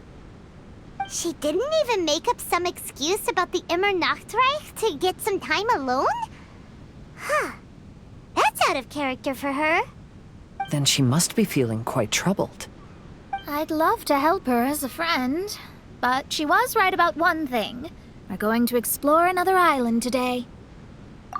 Yep. Votes are in. It's unanimous. Oh, yeah, about that. Paimon went ahead and voted for you. She said since you're always together, her opinion counts as yours and vice versa. Well, you're an adventurer after all. Paimon knew you'd want to go exploring. Fischl said there's something she wants to investigate and suggested that we all go ahead in the meantime. She told me not to worry. She'll catch up with us when she's done. Despite her quirks, she's still an experienced adventurer. I think we should trust her. I haven't known her for long, so this is just an observation, but it seems like she's struggling with some internal conflict. That seems about right. In conflict with others, you either resolve it or let it be. But when the conflict is within yourself, it's much harder to do either. I've also had a time like that in my life, so I understand what she's going through. It may be best to give her some space. I agree. Still, it's a pity for today's adventure. Adventuring is always more fun when everyone's together. Xinyan always has great team spirit. Oh, one other thing. This morning, we saw a mirage on the island in the north. We can go take a look once you're done with your breakfast, traveler.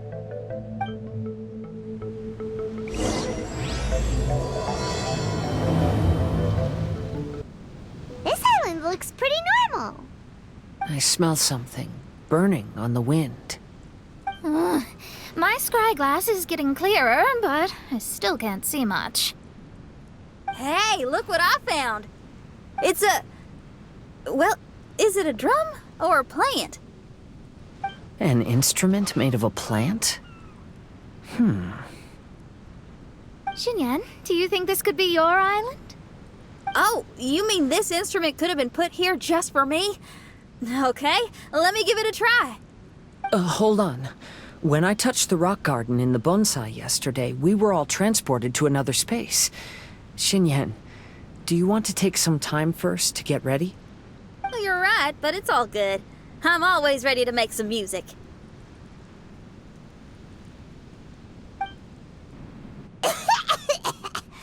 Paimon just got a mouthful of dirt! Paimon, are you okay? Just as we thought. We've been sent to another place. Oh, why does this place feel so bleak? Xinyan, are you sure this is your mirage? I think so, yeah, but you're right. Why is it so bleak here? Look, there's something really bright over there. It's almost like it's inviting us to go check it out. Okay. Let's go have a look. Wait! This is too obvious. Surely it's gotta be a trap. That well may be, but there's also nowhere else for us to go. If this mirage belongs to Xinyan, I don't think we'll find any traps here. Now you're talking. You know that wouldn't be my style. That makes sense. Alright, let's go then.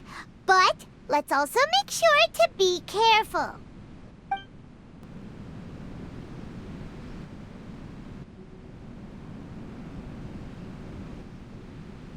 The door is locked. Keep your nonsense to yourself, thank you very much. Xinyan, why did you lock the door? You'd think I'd know this. Oh, actually, I usually put my key under the flower pot next to the door, so maybe the key is nearby. Oh, is there a flower pot around here?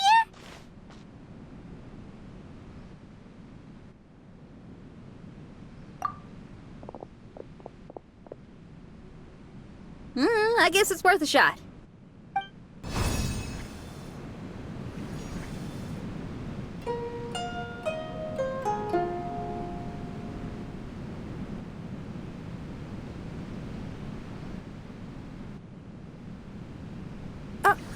hear music. This place really is dedicated to music. Wow, so we did get the key from the plant. Oh, the puzzles in Xinyan's mirage seem way easier than Kazuha's. Well, his life experiences are far richer than mine. You flatter me. Wow, that flower is huge!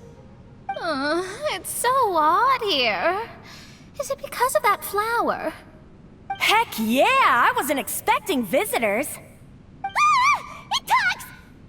Paimon knows, but this is different! Hi! We touched those drum-like plants growing on the beach outside, and we're transported here. Are you the owner of this place? This is the Hall of Music, and I'm merely its gatekeeper. Tell me, my friends, are you here to pursue the ultimate expression of music? Oh, you betcha. Then tell me, what do you hope to express with music? The spirit of resistance. Right on, great answer. I'm so glad to hear that.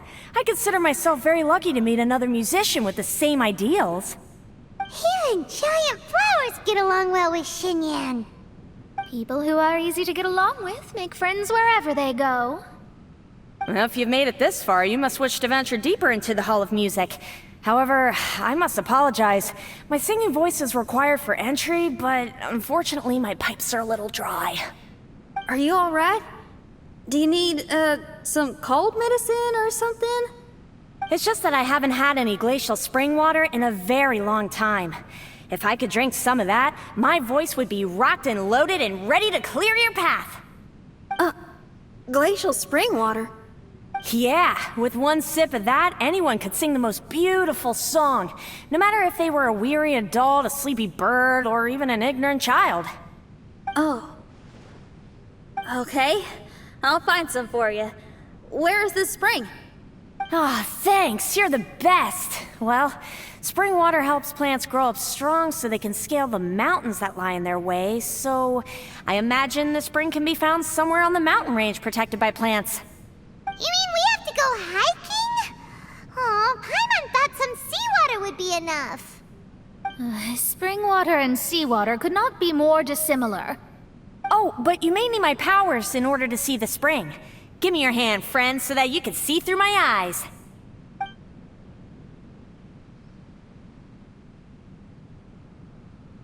Thanks. You shook my hand. Guess that makes this friendship official. Ooh, we're out! Ooh, it's much brighter here. I didn't mind that hot cave, though. Glacial spring water can be found on one of the mountains around here. Let's all look for it. Wait, how can there be light coming from below the ground here? Is this a water vein? Well, according to that flower, the water vein is related to the plants, and the plants will lead us to that spring. So I guess we should follow the water veins. Everyone, I found a note here.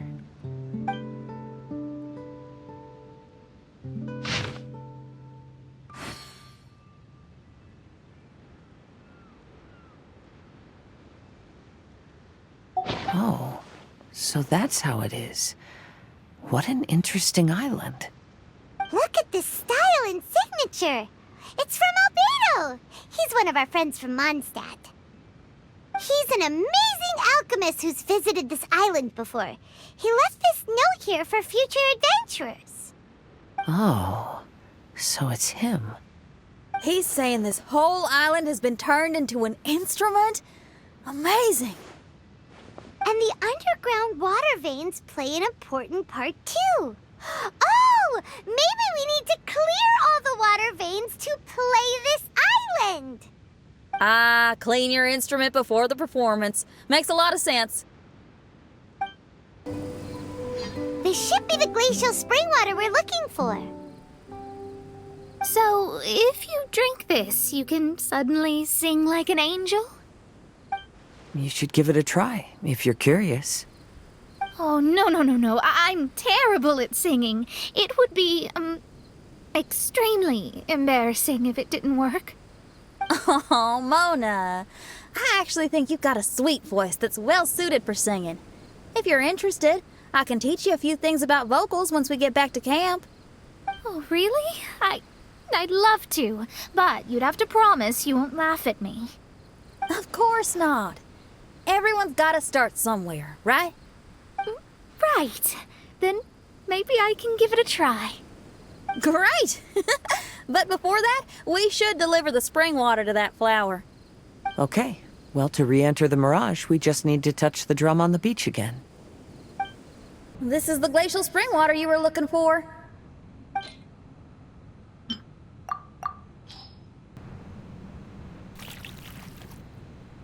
I'm feeling a lot better now. Thank you very much. Now, I'll send you to your destination. Whoa! I'm going to lose my hat! This scent. I think we've arrived at a mountain near Liyue. But it's so dark here. Wait, listen. There's a voice. Can you hear that? The reason the birds sing so sweetly is because they drink the spring water from up in the mountaintops. Xinyan, we're not singers in this family. None of us are. What makes you think you can be any different? Oh, so I just need to go drink some of this spring water, and then I'll be able to sing? Oh, I'll be right back, Mama. You mustn't stay out so late in the mountains by yourself, child. You scared the bejesus out of me. Here, this is the spring water you were looking for. Really? Oh, you're the best, Daddy. Oh, where did she run off to this time? To find somewhere she could sing, no doubt. She can't be persuaded, and we can't stop her from walking out the door. Did you really have to lie to her like that? How was I supposed to know she'd go running off looking for spring water? Oh, when is she gonna come to her senses? Get down from there! You can't set up a stage here! If you can't sing, you should be keeping your mouth shut, not putting on a public performance. Ugh. Don't tear down the stage!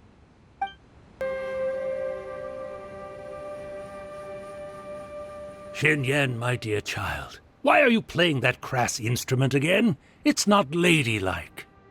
Oh, Xinyan, your mother has asked me to teach you some embroidery when I can find the time. Oh, it's an elegant and enjoyable craft. Just come to Annie's house whenever you're free. Quit making that racket by the side of the road. If you have to play something classy. Why are they being so mean? Oh, these people. That's it! Why are you not yelling back? What happened to your rock and roll spirit? And now you're laughing? Aren't you mad?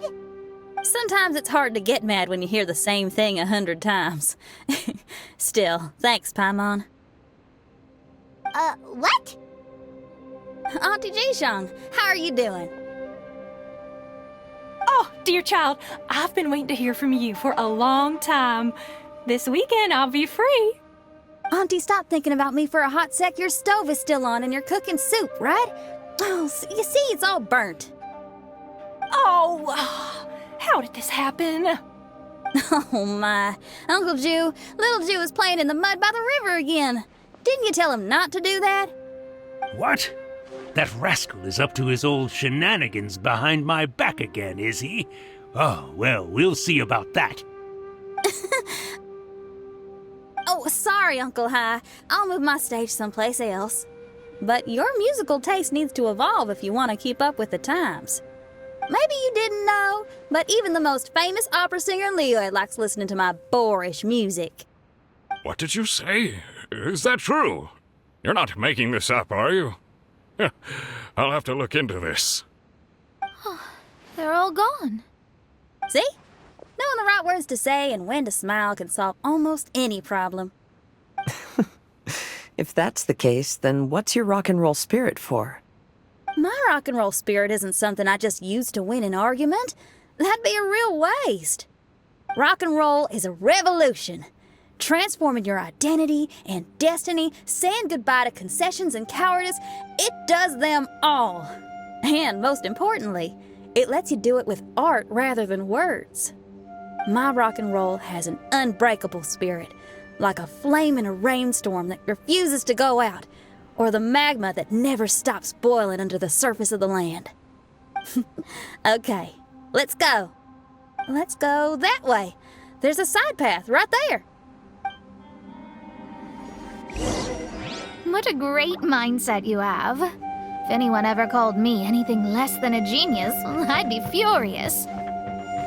Really? I'm almost tempted to give it a shot. Mona is glaring at me. Paimon, there's a difference between embracing the spirit of rock and roll and playing with fire. To tell you the truth, I'm also starting to develop an interest in rock and roll. Seriously? Oh, this better not be a joke. No, I'm serious. Rock and roll's ability to cultivate such a strong will in people is an incredible thing. Hey, is that? Another door. More delightful individuals await us on the other side, I assume. Let me handle it. Piece of cake.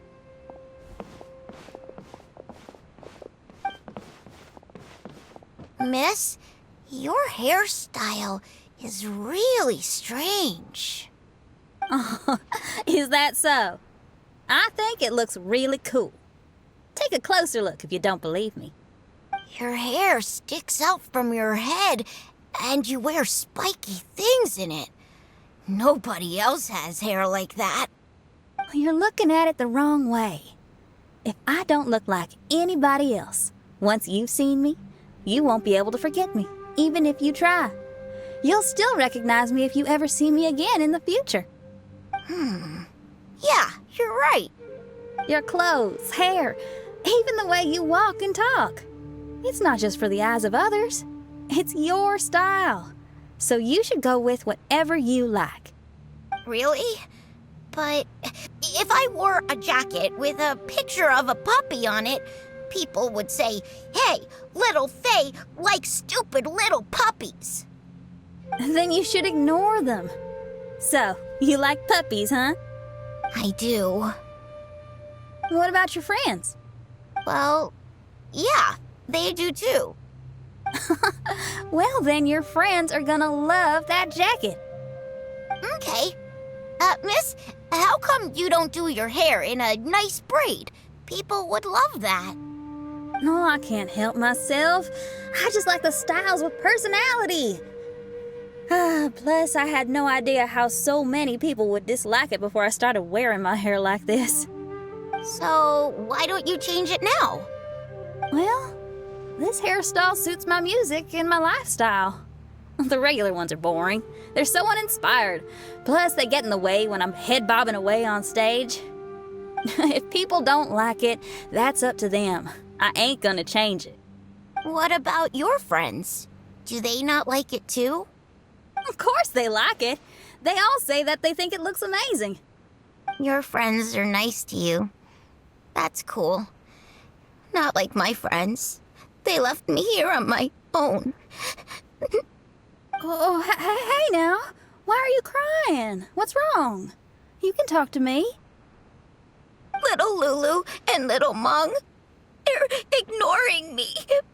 We were gonna meet at the docks today, but they still haven't shown up. These kids are way too young to be standing each other up like this. No. Stay right here. I'll go take a look around. I'll bring them to you once I find them. Oh, okay. Thanks, miss. I'll never say anything bad about your hair again. See, now you're talking sense. I'll see you later. Why don't little Mung and little Lulu want to play with me? Excuse me, are you little Lulu? Are you looking for me, miss? Didn't you promise to meet little Faye at the docks? Why aren't you going to meet up with him? He's crying because he thinks you've abandoned him. Huh? Oh, that silly dum-dum. Why didn't he just come to look for us? We prepared a surprise gift for him. A surprise gift? How strange. Excuse me, are you Little Mung? Little Faye's waiting for you at the docks. He's been waiting so long now that he's in tears about it. Oh, why is he so dumb? He could have just come here and found us. Never mind. I'll go find him instead. He ran off. We should catch up to him. You dum-dum, we were preparing a surprise gift for you. We didn't think that you wouldn't come to try and find us, and definitely didn't think you'd start crying about it. I'm sorry for being such an idiot. No, I'm sorry. You're not an idiot. I guess we shouldn't have been so secretive about it. We didn't come to the docks to meet you because we wanted to give you a big surprise for your birthday. Huh? We brought you loads of yummy lotus heads. And here's a handwritten birthday letter from me and Lulu, too. Please don't call our handwriting ugly, okay? You guys. Thank you. And all's well that ends well. It was all just a misunderstanding. Well, sometimes that's just what friends do. If my friends had ditched me to plan a surprise, I'd have gotten upset too. Is that a hint for us to prepare a surprise for you too? Very clever. No! I was just speaking my mind. I know. I was just joking, seeing if I could give you a fright. Everyone? Paimon's hungry. It's almost lunchtime, so how about we have lunch at my house? It's not far from here. So, even your house is in this mirage? Yep, I just noticed. There's the same road in here as the one that leads to my house in real life. Even though we're in a mirage, I reckon some things will always remain the same. In real life, after a bad quarrel with the neighbors or a disappointing show, the one place I'll always go is my house, because, well, everyone has to go home eventually. Here we are. Please, come in. Make yourselves at home. No need to take off your shoes. Thank you for your hospitality. Oh, chairs. We can finally unwind for a bit. Huh? Did you guys hear a sound coming from the other room? Oh, you all keep resting here. I'll go have a look.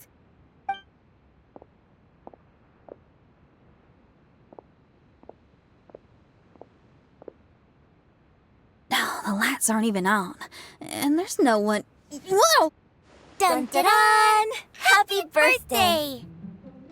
What are you two doing?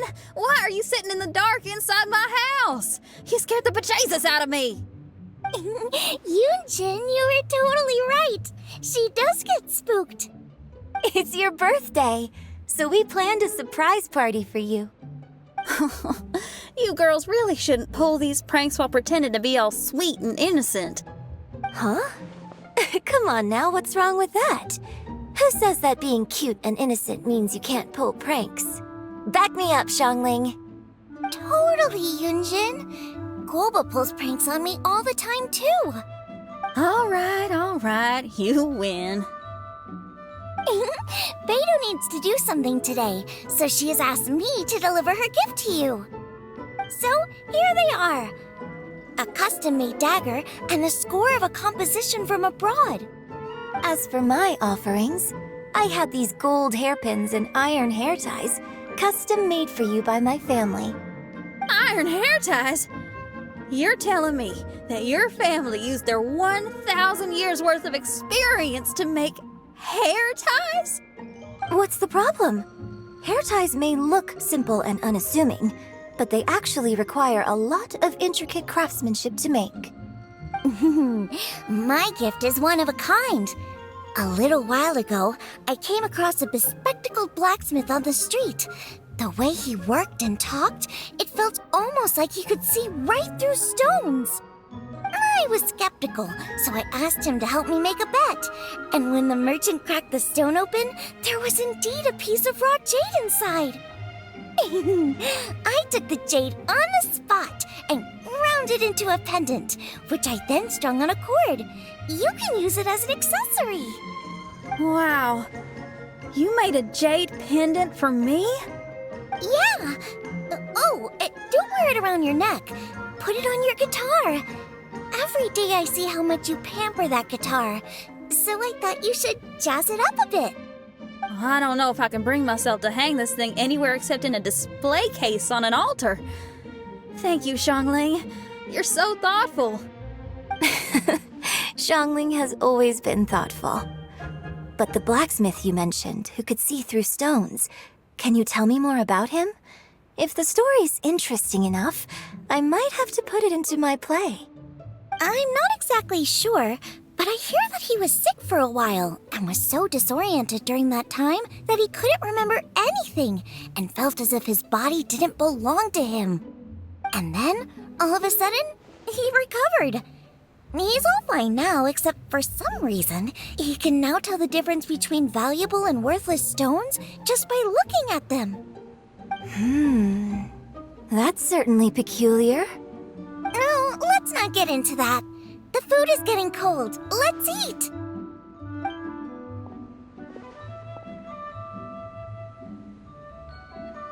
Wait, Xinyan, didn't you pick up a trick from an Outlander merchant? The one you taught me on my last birthday. Huh? Oh, you mean making a birthday wish? Yes, that's the one. They also light candles and cut cakes in other regions. But we didn't have time for that, because we were too busy bringing the food over. It's fine. I can just use my imagination. Okay, let's count to 3 and you can make a wish. 1, 2, 3. What should I wish for this year? My wish is...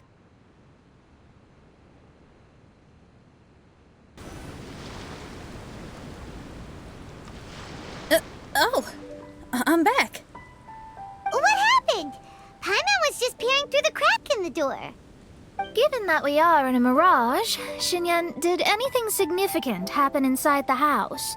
Paimon knows! Paimon knows! She ran into some of her friends who were throwing her a birthday party.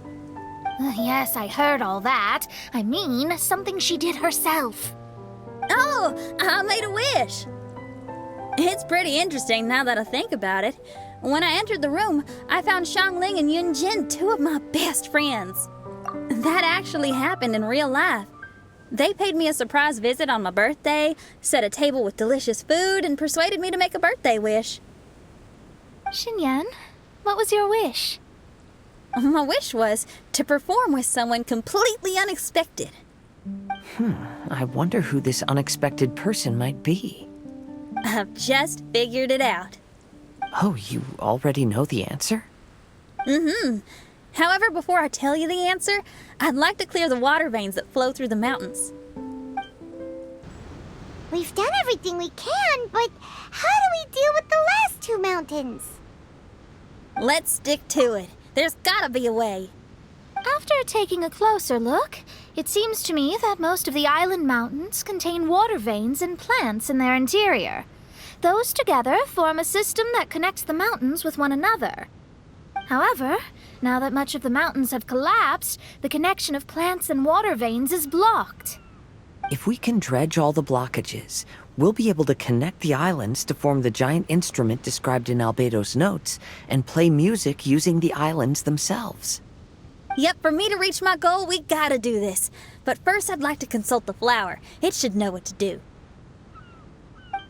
Some of the plants and water veins on the island mountains have been lost.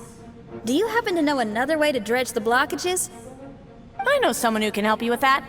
Go ask my companion, Frozen Soul, who lives upstairs. Who are you? And what brings you to me? Nice to meet you. We were wondering if you could use your power to dredge the mountains on the island? Mountains? Oh, I see. You want to become great musicians too, right? Oh, is that what this is about? Correct. In that case, we seek the same thing. Despite my frailty, I feel obligated to share some of my power with you. Plant my petal at the ending point of the intersection of melodies, and what had once sunk into the earth will re-emerge with the music. As long as there is music, life will continue to flourish in this world. Oh, thank you! Okay, this ought to do the trick. There's a sound coming from the island.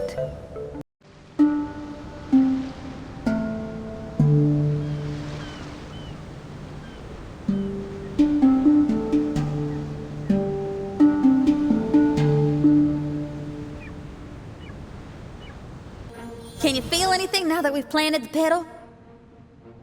Yes, I can feel it. The sun is shining brightly. The sea gleams like a gemstone. The waves lap the milky white beaches, and the grains of sand are pulled into the sea, then pushed back ashore. The seabirds are landing on the rocks, pecking gently and making rhythmic sounds. Da-dum, da-dum, da-dum. It's music. This is indeed music. In fact, this whole island is a giant musical instrument. Since you are a musician, you should be able to understand the meaning behind its original creation. Making music with the tides, waves, and sea breeze as your instruments is the most romantic thing in the world. Let's go, everyone. It's time for my performance. Kazuha, can you feel the wind? Which direction is it blowing in? It's coming from that direction. I'll take you to a hill where the wind blows. Finally, the time has come. Everyone, I once made a wish to perform with someone no one could have expected. And today, on this island, I found my answer. No one knows the name or appearance of the man who transformed this island into a giant musical instrument so many years ago, but he is unquestionably one of Tavad's greatest musicians. I never imagined I'd be able to see such an instrument, and I never imagined we'd be able to play it during a high tide. No. Music is the gift one gives to their kindred spirit, so I'll play something that makes for a better duet with the original musician. No rock music for today. Instead, I'm gonna show you something new.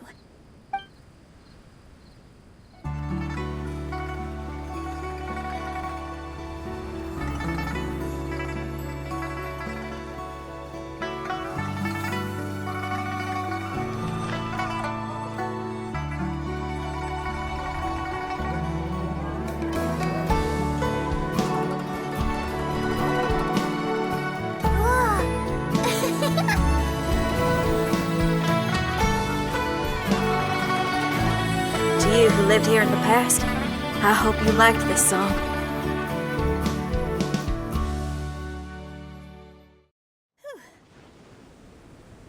How was it? Not bad, huh? Quite impressive. I've never heard a duet like that before. It was very interesting. And so elegant as well. Paimon's not sure how best to put it, but it was just super unique. Thank you. And now I can say my wish has come true. Is there anything else you'd like to do? No. In fact, I reckon I'll get a good night's sleep tonight. Does this mean everyone is free for the time being? If so, I have a suggestion. I'd like to return to the Fatui camp and see what's going on there.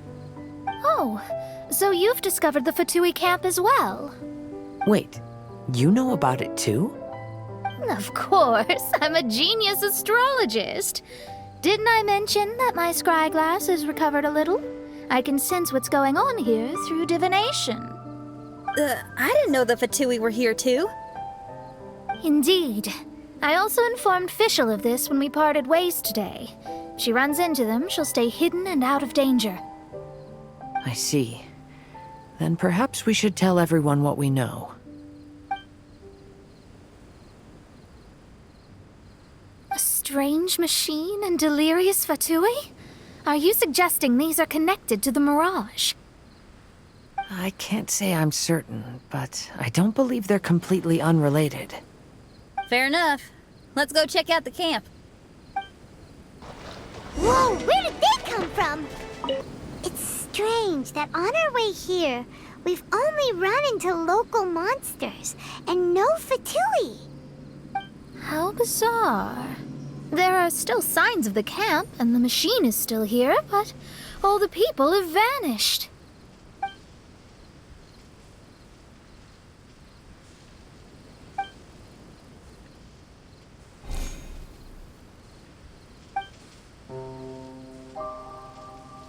Oh, I give up.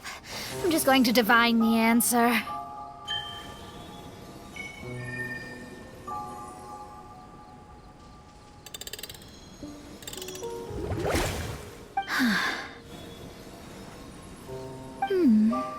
What's this? Some kind of energy flow? Sorry, everyone. I can't seem to find any trace of the Fatui. My scryglass has gotten hazy again, but this time I can sense some sort of energy converging and taking physical form. The destination is the island over there. Whose mirage will it be this time? Let's head over and have a look. Maybe we'll be able to find something there. This pointy thing looks like a tower. Pretty unique, too. Maybe it has something to do with that machine we saw. But, from the looks of it, it seems pretty broken. Here we are. Huh? Fischl?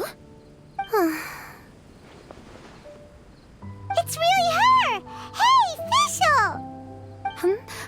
My imprudent retainers. You finally arrived. Oh, my. Long time no see. It hasn't been that long, has it? Main Fräulein and I sensed a peculiar aura and came here ahead of time to reunite with everyone. We weren't expecting you. Well, what I mean to say is, you arrived sooner than we expected. Is it just Paimon, or does Oz seem nervous? The advent of the Immernachtreich is imminent, and I still need to prepare for the consecration.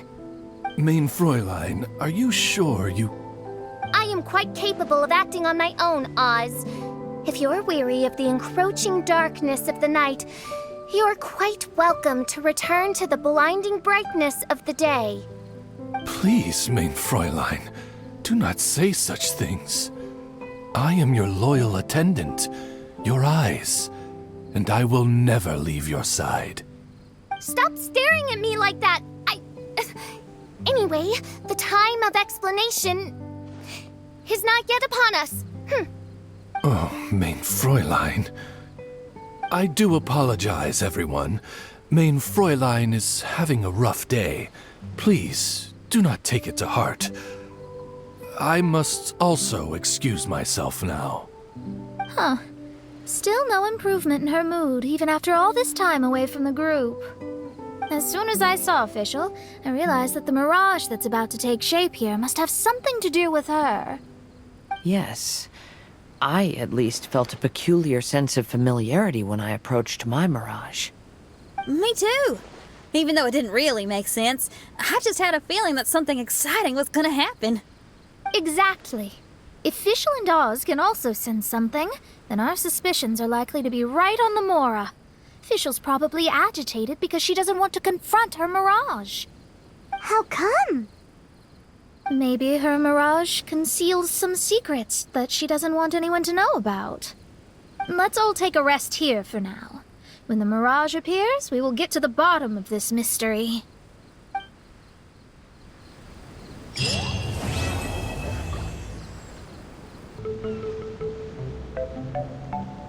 Are you awake? hard to believe, but no, nothing's happened. You're awake? Then let's bring you up to speed. We've searched everywhere and found nothing unusual at all. Based on the previous 2 mirages, we should have been able to find something that acts as an entrance. Is it possible that the time has not come yet? You mean we should wait a little longer? Yes.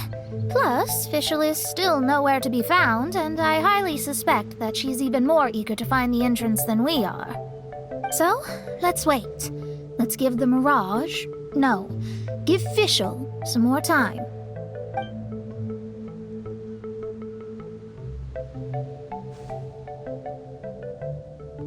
There's something on the beach! A book. And next to it is...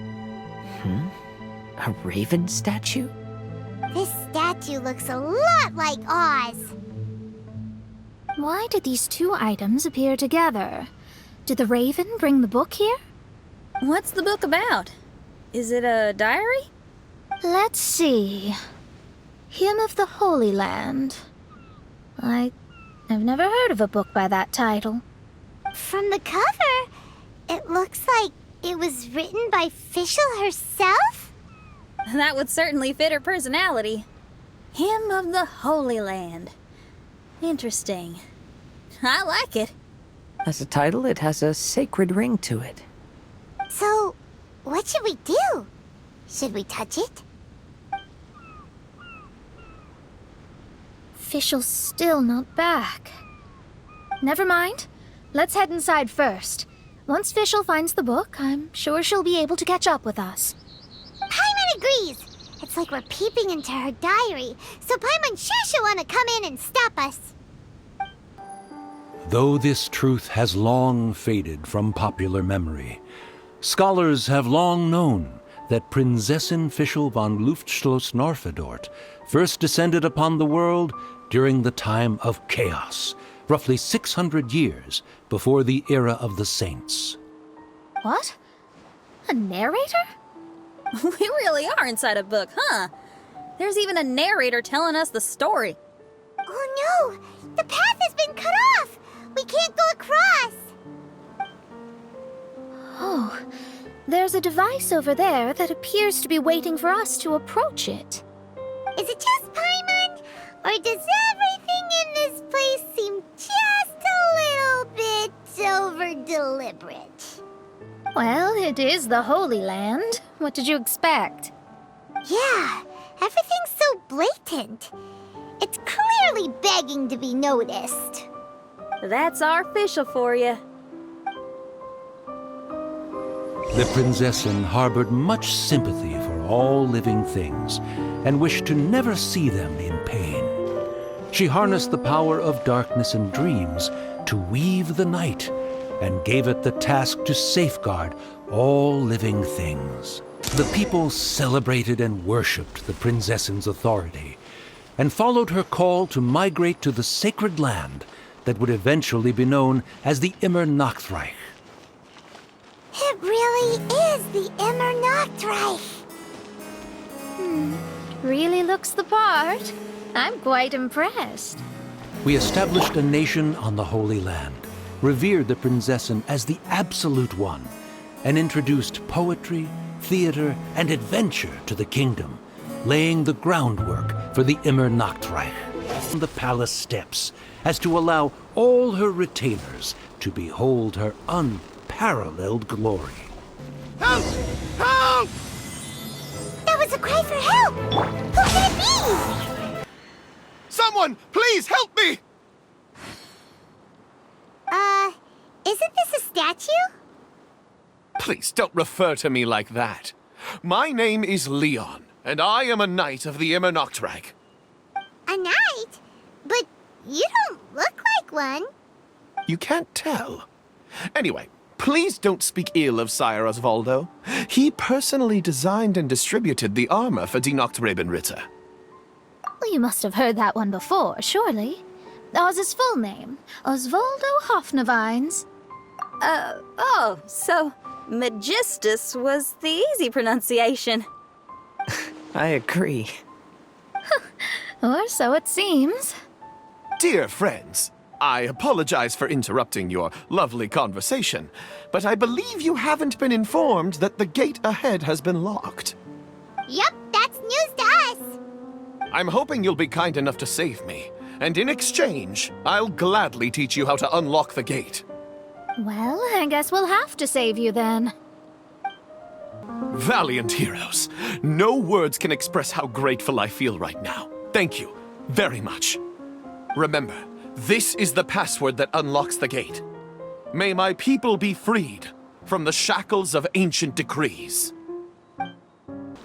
May my people be freed from the shackles of ancient decrees. The great secretaire, the lords, and the devoted Nachtrabenritter mounted the tower to pledge their allegiance to the Prinzessin, kissing the hem of her exquisite purple dress and taking pride in their loyalty. Looks like it's a dead end ahead. There's only a book. Do you think what we just heard is the story from the book? So the Holy Land in the book's title refers to the Immernochreich. This book sings the praises of the Prinzessin from the perspective of the people in her kingdom. We're on the last page of the book, but the story doesn't seem to have ended. What happens next? Paimon wants to know what happens next. I guess we'll have to keep exploring. As for this book... Wait, I have an idea. Now that we've finished it, let's close it. Huh? We've been transported again, but we're not back on the beach. We are somewhere in Mondstadt. Greetings, Honorable Kaiserin Derver Ertelang. Amy, dear, I've made steak and fisherman's toast. Come on, eat up before they go cold. Mother... Oh, look at me being so forgetful.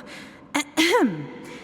Dost thou knowest, Prinzessin der Verurteilung, that the hour of luncheon encroaches? Of course, Mother. Ah, behold the view from the window, a delight to the senses. Prinzessin, Kaiserin, would you care to join the Kaiser der Verurteilung for a grand royal picnic? We shall enjoy the scenic view and partake of the delicacies granted to us by the heavens. Yes, I shall gladly join you. Oh. Does anyone want to say anything about that? Okay, I'll bite.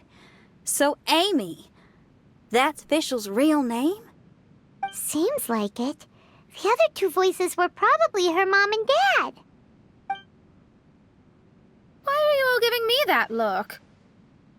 Forgive me if this comes across as rude, but is your surname truly Magistus? Huh, you think I was bluffing? My full title is and always has been Mona Magistus the Astrologist. Oh, my apologies. Don't you think that's a bit long? Well, it's a special case. Only geniuses get titles like this. Well, that makes no sense. What are your thoughts on the scenes we just witnessed? Well, it seems that closing the book is one way of effecting change in this mirage. Well, I think it's sweet that Fischl's parents are willing to play along with her. Well, they probably didn't indulge her forever. Based on the voice, this was surely a memory from her childhood.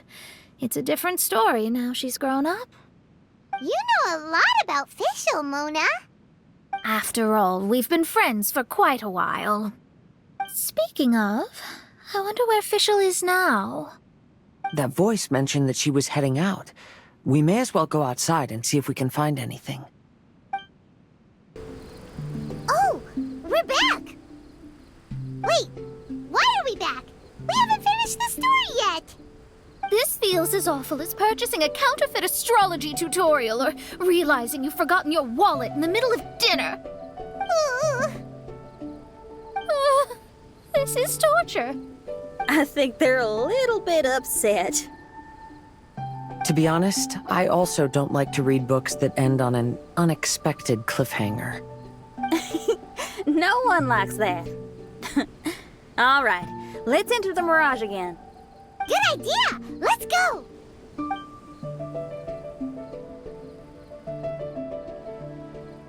Huh? We're still here. It's not working. That's odd. We were able to enter earlier, but now we can't. Why? Why are we being denied the opportunity to finish the book? This is pure sadism. Maybe it's because we've already reached the end of this book. Before leaving the Mirage, we saw that the book had been flipped to the final page. I believe Hymn of the Holy Land is divided into multiple volumes.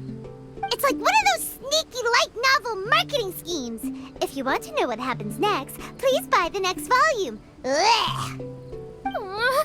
I have to see the ending. Yes, the ending. Everyone wants to know how the book ends. Huh? Who's there? Heavens above, she saw me. Stand up straight. Stand up straight. You're... I'm Ask Me for Directions, Arnold. That name's a little on the nose.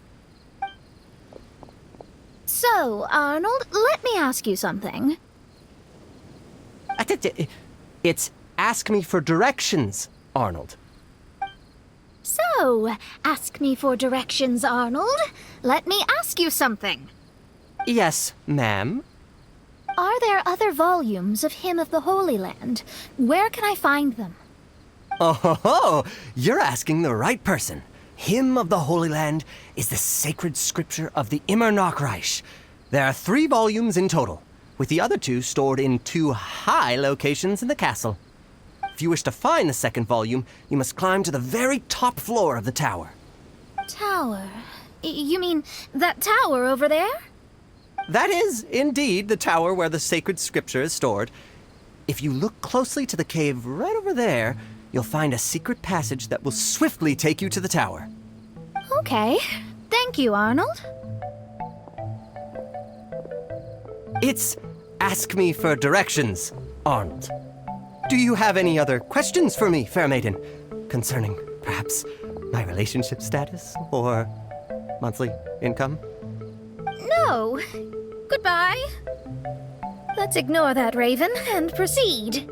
There's a secret passage in the cave ahead that leads directly to the top of the tower. But, ma'am, are you sure you're not interested in me? I only shared with you the secrets of the Immernachtreich because of your great beauty. Ma'am, wait. Why did the lady appear so irritated? Did I say something inappropriate? Oh, what must I do to win her heart? Hey, stop! Who are you? You don't look like citizens of the Immernachtreich. Explain yourselves. What's your purpose here? This place even comes with guards! What are you doing? How can you prove that you are Her Highness's retainers? Such an absurd question betrays your ignorance. May my people be freed from the shackles of ancient decrees. That's the password of the Immernachtreich. They really are Her Highness's retainers. Oh my goodness, we didn't know. Please, forgive us. Now step down! Yes, we're leaving now. They're gone. This is the second volume of Hymn of the Holy Land. Everyone ready? Bring it on!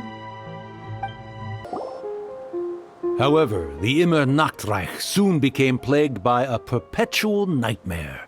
Tasrak, the wicked dragon, infiltrated the subterranean, crossed the bottom of the sea, and eventually came to roam above the capital. Huh? A dragon? The only thing I notice is gloomy weather.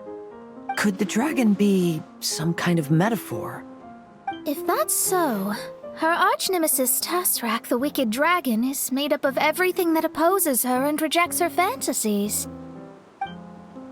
Knowing their peril, the people prayed to the Soteria. The Prinzessin descended to confront the dragon, but the great battle was certain to damage the castle. Finally, she pierced through the dragon's scales with thundering retribution, and spoke to all amid a downpour of the dragon's blood. She said, Ah! We just got into the interesting part! What did the princessin say? That voice sounds familiar. Is it that not Robin Ritter fella again? Oh, thank goodness. Huh? What are you guys doing here? We should be the ones asking that. What are you doing here? I'm sorry you have to keep seeing me in such a wretched state. I suppose I'm still not good enough to play the role of a qualified Nachtrebenritter. Play the role? I'm ashamed to admit it, but I'm not a real knight. Rather, I'm a new actor who recently landed a job to play the role of a knight in a theater troupe. That's not really something to be smug about. Ah, well, you see, that's where you're mistaken. Theater is an essential part of Immernachtreich's culture. A fantastic theatrical performance is the greatest tribute we can pay to Her Highness. Oh, so this is your local culture? Exactly. So I'm delighted that I got to play the knight. Why does the princessin enjoy the theater so much? Her Highness once said, "Celebrate me by staging a play in the wilderness. Bow down to me and bring me beautiful dreams in return for everlasting glory within the eternal darkness." I believe it is because Her Highness appreciates true art and can also sense emotions hidden deep within the souls of humankind. The crystallization and sublime expression of emotion is the heart of theater. People who truly understand theater always have a beautiful, sensitive heart, filled with a rich array of emotion. So that's how it is. Thank you for your answer, Sir Knight. Thank you so much for calling me a knight. So, basking still in this honor, I will be off to my battleground. May we meet again. Hopefully not. Be more careful in the future. Oh, and please remember the password to unlock the gate. Upon my command, spread your wings and take flight. Upon my command, spread your wings and take flight. Ah, the book has appeared! Greetings, my most esteemed father and mother. Today is celebrated as a festival in the Immernachtreich, and I hope you can both spare some time. Amy, come on now, darling. You can't be carrying on like that at this age. You're a big girl now. It's time to forget the fairy tales. But... Oh, and I almost forgot to mention, I've bought you a new set of music course books. Give them a read, won't you? You should dedicate your time to something more meaningful. Oh. Okay, Mom. I understand. We're back again. I believe we have just witnessed the true nature of the wicked dragon. This is something I am all too familiar with. There are always people who believe that our passions are a waste of time. Huh? You're...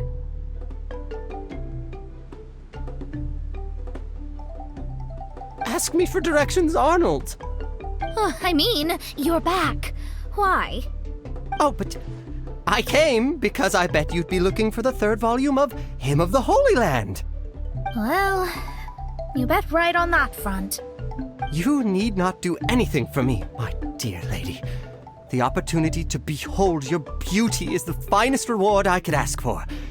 I shall give you the answer you seek. The third volume of Hymn of the Holy Land can be found on the top floor of the royal castle. Is it guarded by anyone? Oh, but of course, sir. What sort of question is that? No nation would treat its most treasured books as if they were just cast out into the wilderness. That means we will still find Nachtreiben guards stationed there. It is a citizen's utmost honor to guard the sacred scriptures. But it matters not. I'm quite sure the fine lady merely seeks to peruse them and has no malicious intentions. Your face is captivating and full of wisdom, and the company you keep appears to be heroes of some renown. I have the utmost faith that you will be able to comprehend the meaning behind the stories in our sacred scriptures. Her Highness's accomplishments were documented by Oz, the great secretaire, and became great treasures of the Immernachtreich. I wish Her Highness joy and happiness every time I read those books. Oh, what should I do? Would you care to join me for a cup of coffee, good lady? If coffee is not to your taste, we can have black tea, milk tea, or hot chocolate instead. If you don't want to, that's perfectly okay. I'll keep my distance and be with you in spirit as you enjoy a drink on your own. Your joy is my joy. Stop! It's you guys again. What's your problem? We're the princess's personal retainers. Cut the lies! Her Highness doesn't keep company with nobodies like you. Oh, really? Are you prepared to take responsibility for what you just said? I'll say it again. Her Highness doesn't keep company with... Who are these nobodies you speak of? Her Highness and Sir Oz. I must say, guards, it's immensely disrespectful of you to make such remarks to the retainers of the Immernachtreich. How dare you treat one's hand-picked retainers with such disdain? Begone! But... Don't you butt me! Yes, Your Highness. Fischl! Oz! You're back in the crew! You may consider that the case for the time being. What Mein Fräulein means is that it took us a long time to reach this place. She couldn't bear to leave you all here, even though she did not wish to confront this mirage. Didn't want to confront it, huh? Sounds like Mona was right. It felt like we were peeking into your diary. Nonsense. Despite the existing threats, the unrivaled glory of the Immernachtreich would not exist in this world if I, the Prinzessin, were the sort of person who could be easily swayed. What Mein Fräulein means to say is that there are other troubles in this area. Troubles? Have you run into anything dangerous? This matter can be revisited later. For now, let us proceed with more important work. Let's get this show on the road. The book's right in front of us. Let's not just stand here.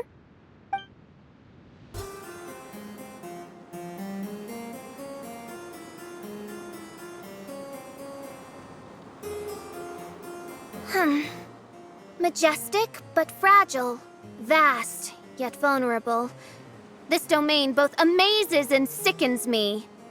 She means that she has never seen such an extravagant mirage before, and even she is enthralled by it.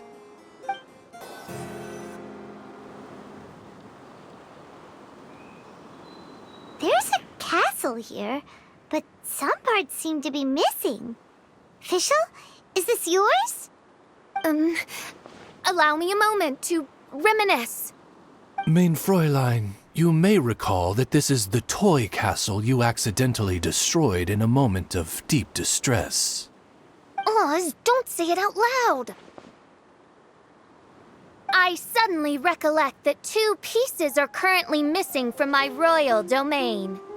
So we have to find 2 missing pieces. Smoke amid a downpour of the dragon's blood. She said, "May my people be freed from the shackles of ancient decrees." Such wise and compassionate words could only come from your own writing, Mein Fräulein. Yet this kingdom appears to be anything but what I've described. The shadows lurking behind the scenes are disconcerting. Prinzessin Fischl again continued her song, and the interwoven chords of her sacred words became the Immernachtreich's hymn. Bow down to me, and bring me beautiful dreams in return for everlasting glory within the eternal darkness. She picked up mere stones to carve out mountains and oceans before bestowing upon her people castles and towns. My magnificent kingdom is a small and forbidden paradise. That sounds like a happy ending to Paimon. Paimon had a feeling he'd show up. Again? Please don't say that. I can assure you that this will definitely be the last time. Fella, if you want to survive and thrive, you should be more careful next time. A successful journey requires perseverance, courage, as well as a keen sense of danger. You have the first two, but in the future, please strive to be more vigilant. I shall remember your words for the rest of my life. But it is time to say our final goodbye. You may not have noticed, but the weather has improved, and the sea has become pleasant and calm. We have awaited this day for a long time. You may be amazed that someone as reckless as me could become an actor, but please believe me when I say it's not by chance. Every Nachtraben is looking for a way to contribute to the world. We just want to find our place, our destiny. We were born to seek the roles that fate has assigned us to play. You may not be aware that Hymn of the Holy Land is also a book of prophecies. Prophecy? But Paimon thought it was a sacred scripture. Yes, it is. Hundreds of years ago, the Immernachtreich was engulfed by a menacing shadow. But our ruler stood by and did nothing, as if she had lost interest in ruling the kingdom. Soon after, Oz, the great secretaire, appeared among us. He brought us the sacred scriptures and a most encouraging prophecy. That prophecy is just as it's described in the book, and predicts a blessed future for the Immernachtreich.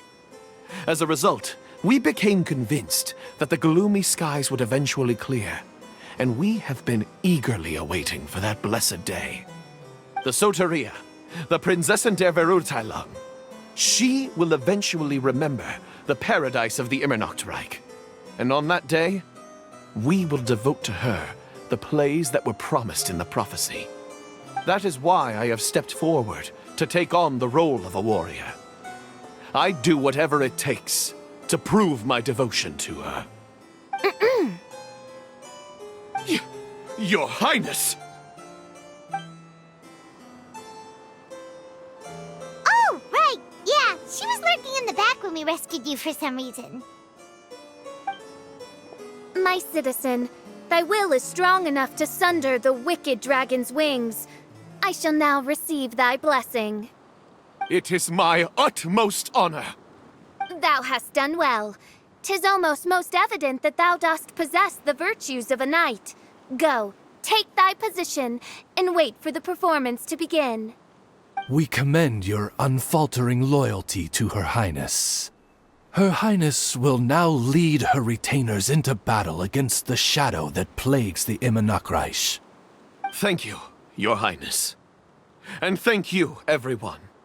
In that case, I will take my leave. Oh, by the way, please keep in mind that the password for the gate ahead is Xinyan, mein Sommernachtgarten. Paimon's confused. What were you guys role-playing just now? Is there not a single one of my lords and ladies who understood my precepts? Fools. What Mein Fräulein means to say is that you are all rather stupid. Yeah, you didn't need to translate that. I suppose this is the important business Her Highness warned us about earlier. Let's get this over with. Huh? Wait, what is it? What's happening? Xinyan, mein Sommernachtgarten. There's the book. Let's go and close it. Let's hope we won't get transported to another strange place this time.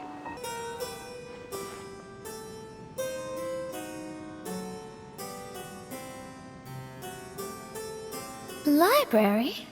Why are we inside a library? You must be the arch nemesis I've been looking for. The useless and cowardly so-called Prinzessin. How laughable. What gives you the impression that you can defeat me?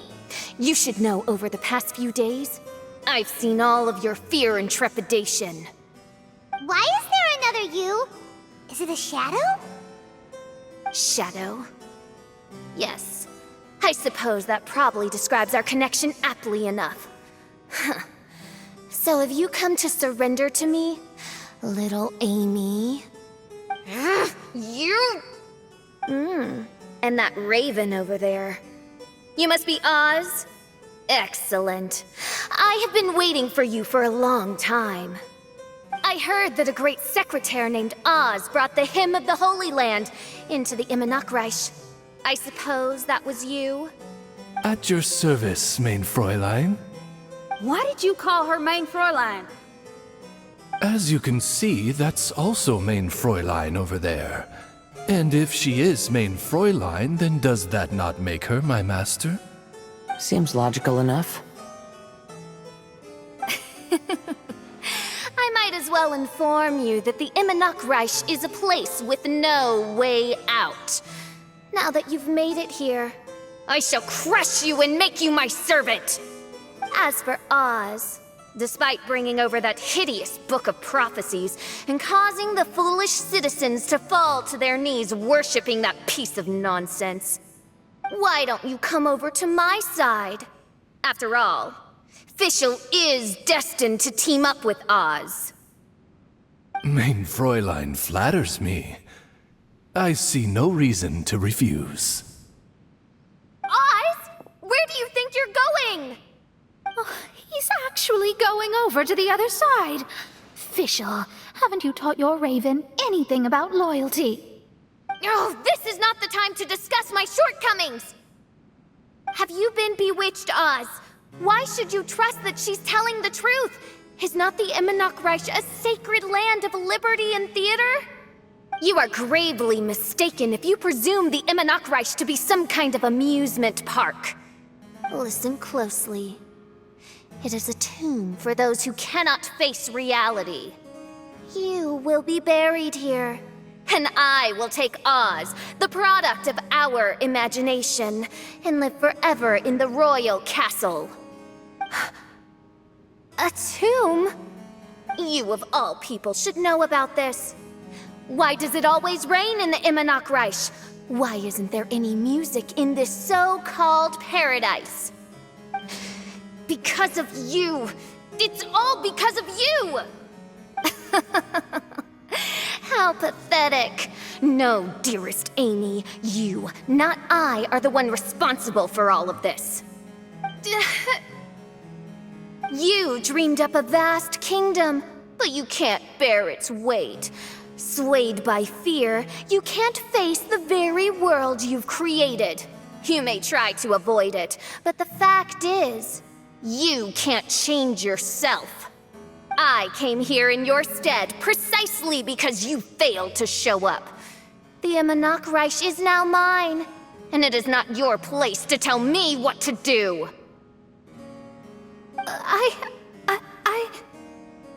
Amy, you are but a weak fool who does not deserve this world. Be gone. Hey, are you done? For you to give yourself such a piece of your mind, it must have been bothering you for a long time. Luna.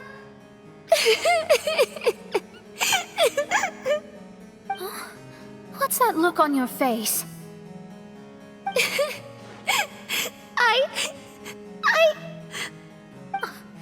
You're not going to admit defeat, are you?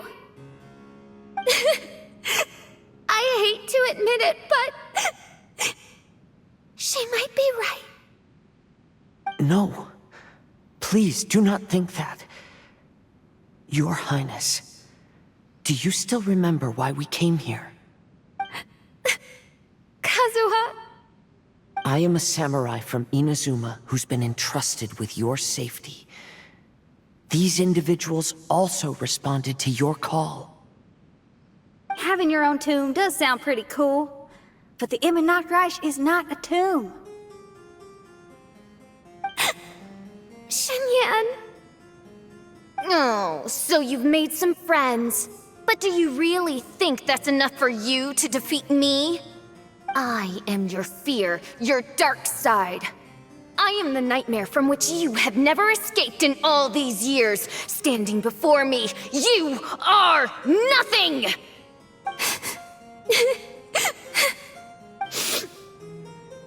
No, I can't. I can't lose. Not now. I will be the one to claim victory. Just you wait. I will make you regret everything you said. Take it one step at a time, and don't rush. You can win as long as you maintain a level head. Get it together. Don't lose to anyone, and definitely don't lose to yourself. You ain't weak. That's not true at all. Oh, my divination attempts are working again. And the stars say the Fischl I know will obtain a landslide victory. Impossible! How did you make it through that nightmarish library? Stand down! Do you still think I'm going to lose? You looked down on me. You thought I was a worthless coward. And yes, I did used to be like that, because I am someone who can't face reality, who spends all day daydreaming, and can't cope with setbacks or criticisms. But now I understand. I understood as soon as I first laid my eyes on this mirage. Do you see that incredible world out there? So vast, so breathtaking. That is my imagination, the source of my power. You act so arrogant under that dark cloak of self-obsession, but that's not your true nature. You're no Prinzessin. You're just a narcissistic speck of dust hiding in my shadow. You are the true loser, the one who's holding me back. You hide your fear and cowardice behind a facade of thorns and self-loathing. You are far weaker than me. Now give it back! What? Return to me what is rightfully mine. The Immernachtreich, the castle, my people. And most importantly, my companion Oz. Oh, mein Fräulein. You speak with such eloquence and vigor now. You've truly matured into the Prinzessin. You've got some nerve opening your beak, traitor! No, mein Fräulein, I've come here to prove something to you all. As we all know, Oz will always follow Fischl, the Prinzessin der Verurteilung. It should make no difference whose side I am on, because you're both Fischl. But consider this. When I switched sides, you did not lose your identity, did you? Indeed. These are words of wisdom. What do you mean, my identity? Whom do you suppose Fischl truly is? Huh? This is my question to you, mein Fräulein. Fischl is... Well... Fischl is... She's a loser! A coward who refuses to confront her true self behind the fantasies and lies! No, you are wrong. Fischl... is... me? Ah, you caught on most rapidly. Huh? That's it? Indeed, mein Fräulein. Fischl is sometimes the Prinzessin der Verurteilung, and other times not. She may be courageous and arrogant, but she may also be weak and cowardly. Fischl is you, both noble and humble. She is a first-rate adventurer with few friends and the Prinzessin der Verurteilung, the sovereign of the Immernachtreich. Fischl is both timid and strong. She's afraid of others' gossip, yet yearns for their respect. Most importantly, Fischl is often self-deprecating, beating herself up countless times, yet she always finds a way to rise again. Mein Fräulein, no one merits the name Fischl more than you do. It's a complex yet simple name that represents the beauty of dreams and liberty. With or without loyal admirers, Amy will always be Fischl. You are Fischl, the enlightened one, who has always carried that belief in her heart. May my people be freed from the shackles of ancient decrees! Thank you for creating the Immernachtreich and giving us a homeland, for authoring the hymn of the Holy Land in your subconscious, which offered us hope for a bright future. Please, embrace your darkness and return to your true form, Your Highness.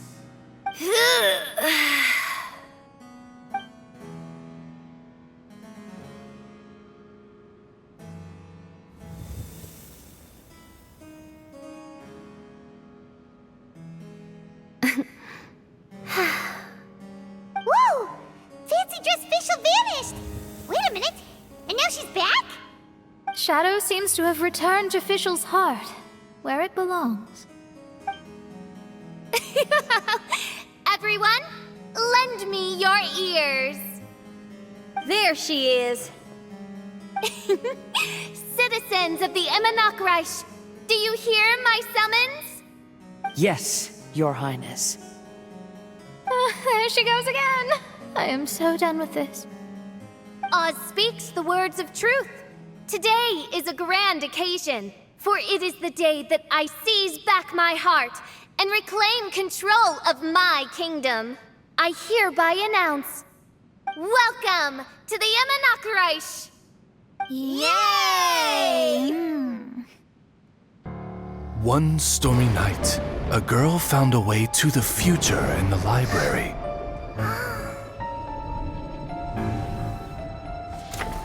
She said to herself, I shall create my dream kingdom. I'll carve mountains and oceans and erect castles and towns. Then she spoke to those who shared her dream. Please be proud of all that is unreal, for we are greater than this world. For our magnificent kingdom is a small and forbidden paradise.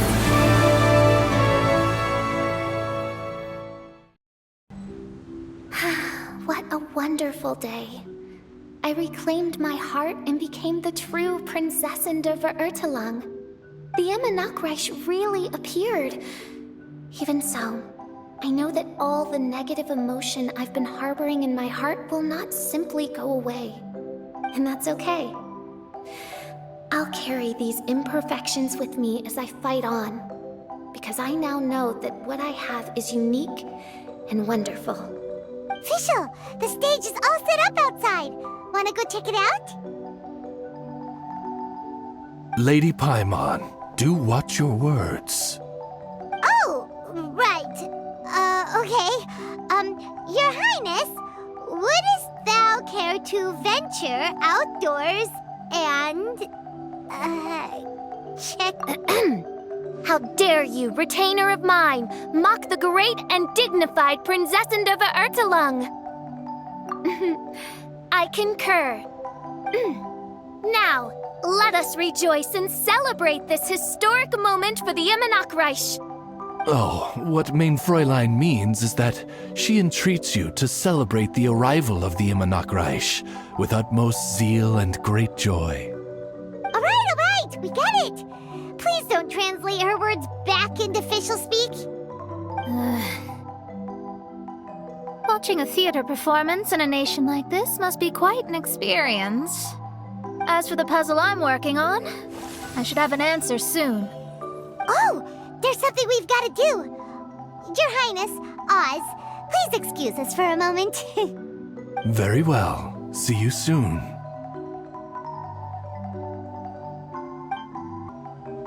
Come on, let's try to contact Venti again.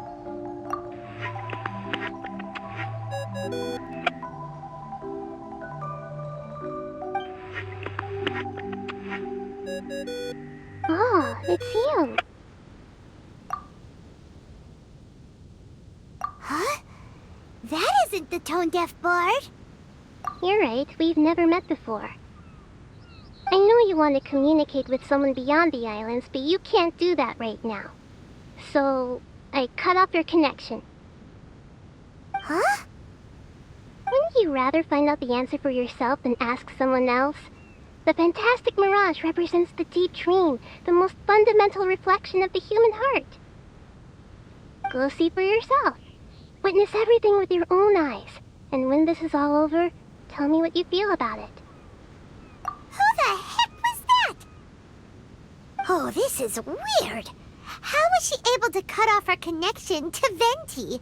And why would she want to know what you feel? Nope, Paimon doesn't get it. It's kinda eerie, but Paimon will protect you. Paimon will be there for you no matter what.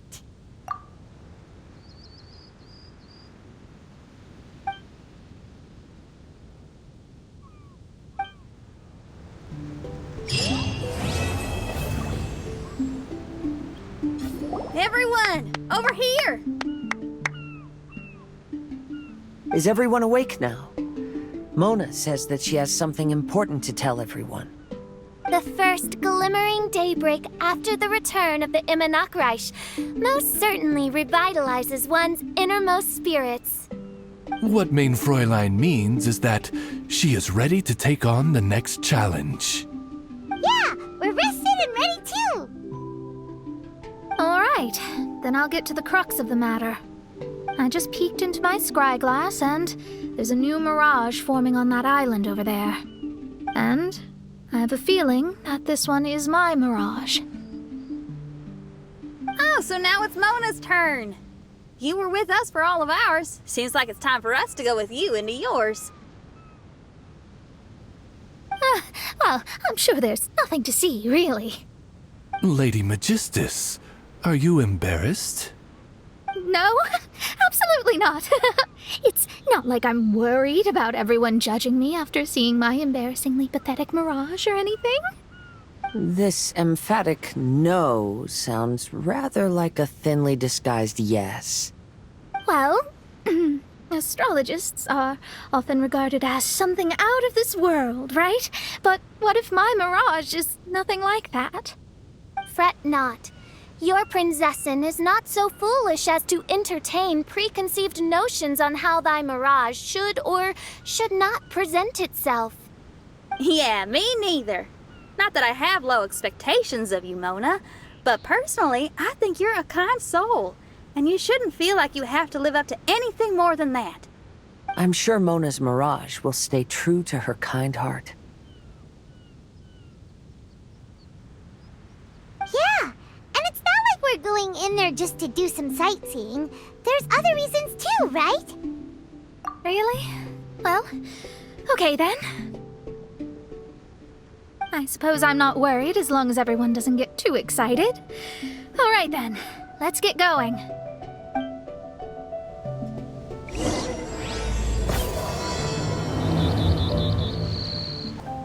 According to my scryglass, we've arrived at the Mirage. Okay, let's find the entrance first. Is that it? Over there?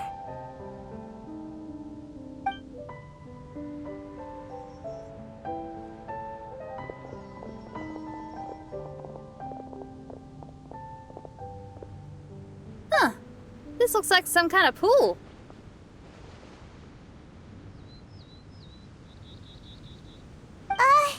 We're not gonna have to swim to get in, are we? Huh?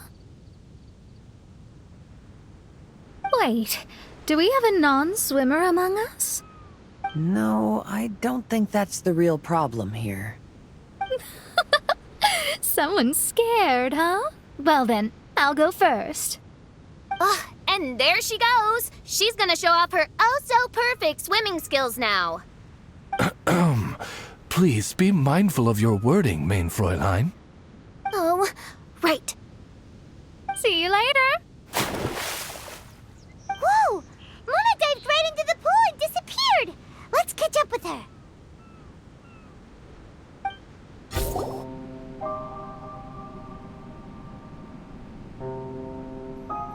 What a spectacular structure. Wow. I've never seen anything like this. Hey, Mona, your mirage is amazing. Though it falls short of the glorious Immernachtreich, one must admit that it is an impressive realm nonetheless, Lady Magistus. At least it's not showing me getting lectured by the old hag. Thank goodness. Well, what else would you expect of a genius astrologist's mirage? Okay, let's get started. There's a star over there. And now it's gone. Let's follow it.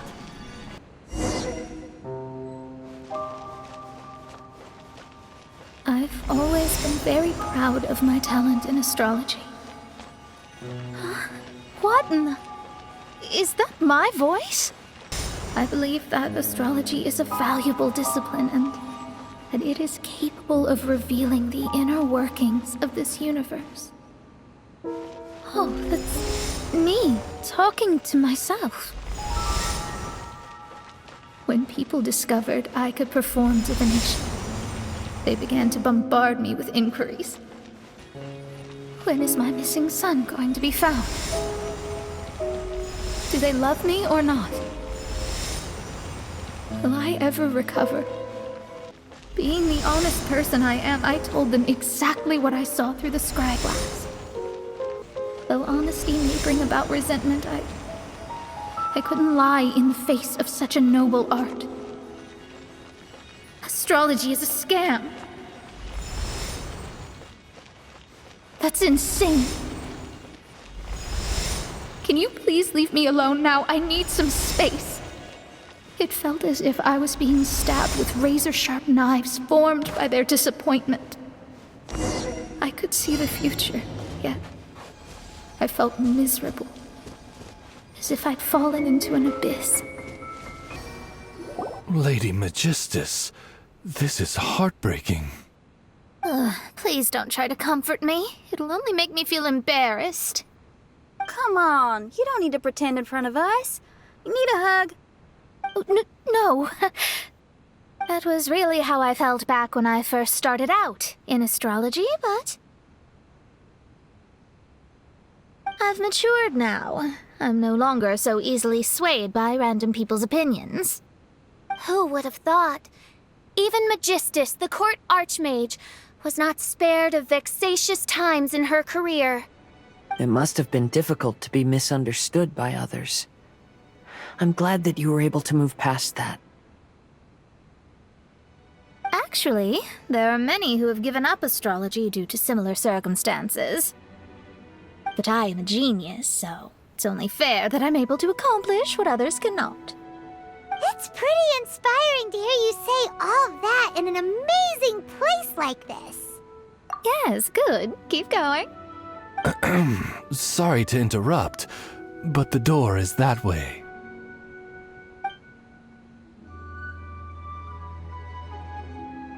All right. Now I'll let you shower me with praise after all the mysteries are solved. Huh. The surroundings appear to have changed. This isn't the beach we originally left. The area appears to be the mountains of Mondstadt. Wait, have we been sent back to Mondstadt? Yet the boundless ocean still surrounds us. There should be another pool around here for us to enter. Over here, y'all!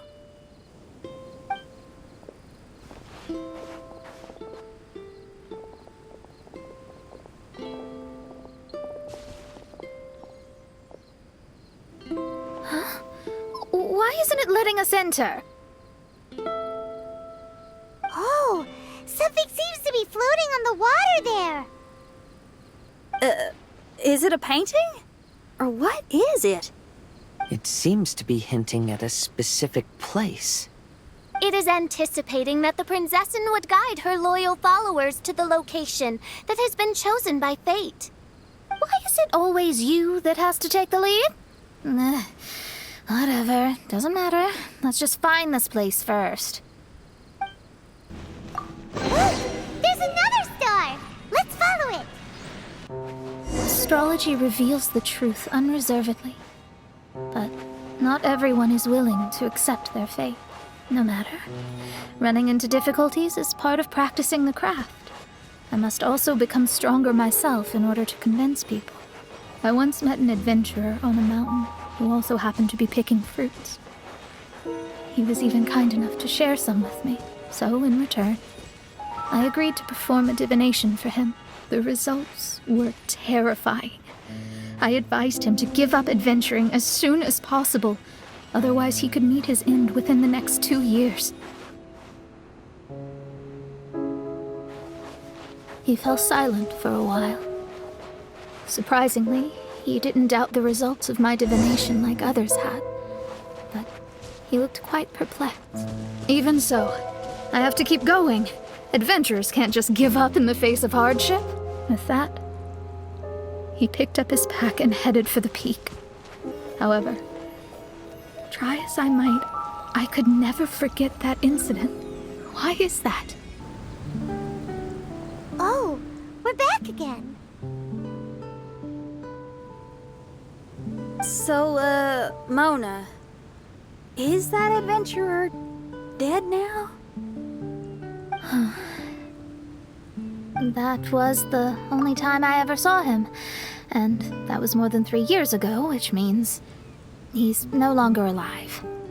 But isn't there still a chance that he's alive? You know, like maybe you just made a mistake. You can't call it divination if you reject anything bad and believe the good unreservedly. That's just self-deception. Of course, casually performing divination for fun might be a different matter, but in my field of expertise, there's no room for lies. To contradict my own reading would be a blasphemy against astrology. Cruel, but truthful. Such is fate. I don't usually say things like this, but while we're on the topic, I really hope you don't confuse astrology with those fortune stick peddlers that you see along the streets. Astrology does not exist to please. We astrologists are here to verify and witness the truths of this world. Ugh. Which is why astrology is a disdained profession. It is a mighty art, but unfortunately one that annoys people nonetheless. Why dost thou protest so much, Lady Magistus? Thou seems not to be the sort with whom one would be loath to be associated. What Main Fräulein means is that she's glad to be friends with you. No, that's not exactly what I said. Whatever has gotten into you, Oz, you misinterpret my utterances with increasingly alarming frequency. Oh my, why could that be? Perhaps I have been concerned that Main Fräulein could offend her friends and have been attempting to soften her words. Although you're the only astrologist I know, you've left an awesome impression on me. You're not annoying at all. Those who go snooping around for secrets, yet ignore whatever they don't want to hear, they're the ones who should reflect on themselves. Knowing your fate doesn't come cheap. If one could simply avoid fate with just a few words, no one would have to endure the pain of parting. Mona, don't take others' comments to heart. Follow your heart, and never forget what's right. Oh, I don't need comforting, thank you very much. I'm very tough, you know. Oh, well then, thank you. What dost thou say? Speak up and offer your highest reverence and blessings to the Prinzessin. Okay, Your Highness. Instead of making a scene, why don't you go collect the other fragments in the new location reflected by the pool? We can't enter the mirage without them. Main Fräulein, you are the only one with eyes sharp enough to locate the secrets. If that's the case, very well. I shall proceed to the beach. Let's go, Mona. Oh, okay. Coming!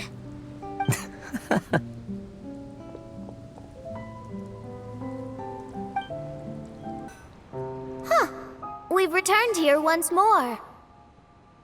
Looks like the story's not finished yet. Let the adventure continue. It's another star. Seems almost like it's waiting for something. Oh, there's another star here. Was the first star waiting for this one? Oh, wait, how the... Another house in Mondstadt? What are we doing in my house? Your house? This is your house? My, how unexpected. I heard Lady Magistus lived a modest life, but this abode... Look at the labels on these books on the ground. Only one of its kind? 990,000 mora? Hey, that's super expensive! There are so many expensive-looking hardcovers over here. So this is what an astrologist's room looks like. The rooms are exquisitely designed. This place must be very expensive. Hey, I'm just occasionally out of mora, that's all. I never said I was a pauper. You're not? Oh, so what about those times I treated you to meals and had you over to my place for dinner? Mein Fräulein, mind your phrasing. Thou wert blessed with the coveted opportunity to enter the palace of the Immernachtreich and meet with the Kaiser and Kaiserin der Verurteilung. Or hast thou conveniently forgotten this magnificent occasion? Oh, yes! The stew and cold cuts your mother made were heavenly. I could go for some more of that right now. Lady Magistus, this is not the time for such things. Is that Mondstadt cuisine? I want to try some. I heard Mondstadt has lots of local delicacies, especially meat dishes. Then I shall extend to you the honor of meeting the Kaiser and Kaiserin with me on a future occasion. Really? Hey, we should go too! Now that you mention it, it has been a while since I visited a friend's house. I shall gladly oblige. Oh, but shouldn't we bring some sort of gift? Those two are very kind and understanding, so please, don't worry about that. Just bring yourselves. You seriously have to try her mom's cold cut platter. It's her specialty or something. Anyway, it's simply delightful. Not to interrupt, but perhaps we should start working on the puzzle at hand? Ever since I entered this place, I have found myself most preoccupied with that ornament. Oh, right. Astrologists are able to understand the most complex signs among the stars. And because of this, we are not allowed to show any arrogance. You should not get confused. If you should become confused one day, not even astrology will be able to help you then. That's what the old hag said. We astrologists can't predict our own fate. But today, those words seem to carry a different meaning. I understand now that people won't always follow a beacon's guiding light.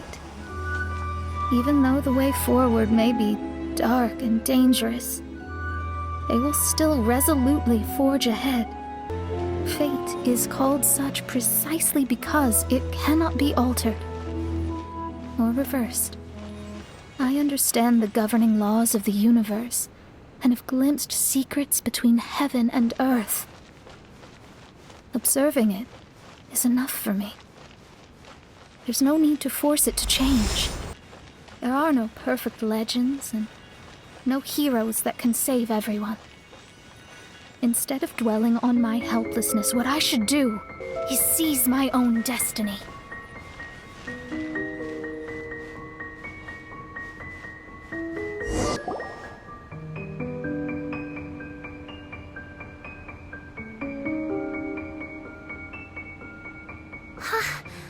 What a magnificent view!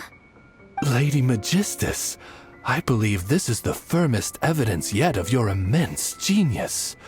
You truly are the greatest archmage in the history of the Immernachtreich. Thank you. Although the Immernachtreich really doesn't have that much of a history. Stars like diamonds and the moon like a pearl. This is the most brilliant night sky I've ever beheld. It's beautiful. To call up such a mirage, Mona must have a vast and boundless sea of stars in her heart. I'm just thinking. These must be the things that we aspire to. This night sky is incredibly beautiful. In fact, I might go so far as to say it's even more beautiful than what I usually see in divinations. All the stars are in their rightful place. This is definitely my mirage. Only here can I see extraordinary sights like these. Extraordinary? Why do you say that? You know, the night sky of Teyvat is truly marvelous. All the answers in the world seem to have been hidden within. When is my missing son going to be found? Do they love me or not? Will I ever recover? As your stars move across the sky, they record all your life events in their path. And among all the people in the world, a considerable number will see their stars deviate from their path. When your stars are on track, it means you will be healthy, happy, and at peace. Conversely, if your stars go off track, everything will get worse. The starry sky in my divinations would never look as perfect as this. Some stars would lose their way, and others would fall. I wish everyone could be happy and stay on track. To this end, I offer advice and tell the truth. I know it's useless. All fates are already revealed in the night sky, with mine too, just another among them. I can't change anything. Even so, outside of astrology, outside of the words of truth, I still cling to the wisp of an irrational fantasy. We must all live within the confines of reality, but call me presumptuous. But I still believe in miracles. In this vast sea of stars, there are stars for you, for me, for everybody. What are the chances of one star encountering another?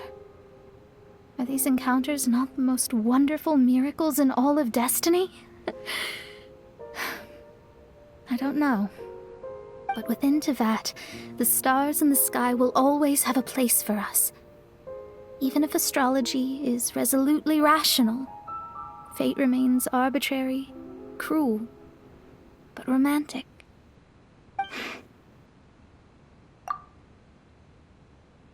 I think I have figured out what those stars are hiding. Now I will seize my own destiny. There was a transparent bird made of crystal. It was beautiful and fragile and could sing the most beautiful songs. But since mortals couldn't see it, they believed it to be a trick. How could a transparent bird possibly exist, let alone sing? When the bird heard that, it flapped its wings and flew across mountains and seas all the way to the night sky, where it turned into a star. Its brilliance was so dazzling that it illuminated everyone. It allowed all those that could see it to follow its light through the dark night, to sail through the seas under the guidance of the stars. It was born in wisdom, but trapped in ignorance. It has never voiced a complaint, for this is its destiny. Guiding people to see their destinies is the very meaning of its existence. We're back here again! So, are we completely out of the mirage? How strange. My mirage didn't contain any hints on the Fatui or the machine. Does that mean they had nothing to do with these mirages after all? Or perhaps these mirages are a mere consequence and not part of a process at all? Paimon's lost. I mean, these mirages were not steps toward solving the mystery, but rather a direct effect of whatever's going on. Someone did something to bring the mirages into being. As they were just passive side products, it was natural that they couldn't provide us with any useful information. In other words, those mirages were only about ourselves. Pure materializations of ourselves. Interesting. Everyone, maybe we should go back to where this whole thing began. During our first day on the island, the Traveler and I checked out the Fatui camp together. We found a strange machine there, as well as some disoriented Fatui. The researcher who spoke to us claimed that the machine was just a Fatui industrial invention. He even promised to not disturb us. Right! And the Cappy Cap guy looked half asleep the entire time. He kept talking nonsense. I wonder, is it possible that madness and mirages are two different outcomes of the machine's influence? If so, everything can be traced back to that damaged machine, except for the difference in how it affects people. This, I believe, is caused by differences between the affected people themselves. Oh. When you put it that way, it is indeed difficult to distinguish dreams and hallucinations. So what you're saying is, the device affected us differently because we are different from the Fatui. Yes. And according to our observations over these past few days, I think the difference is that we all have stronger willpower. Yeah, I can get behind that. People with strong willpower will hallucinate instead of falling into madness. But those who break too easily can't maintain a stable mirage. In other words, we should go back to the Fatui camp and destroy that machine right away! No. It should be repaired rather than destroyed. What Mein Fräulein means is that rashly destroying a machine we do not understand may lead to more serious consequences. It would be better to find a way to repair it first. Right. It pays to be cautious. If my guess is correct, that machine is capable of influencing the human brain, so we'd better tread carefully. So let's go now! There's no time to waste! Hey, look! Isn't that the same guy we saw on our first day here?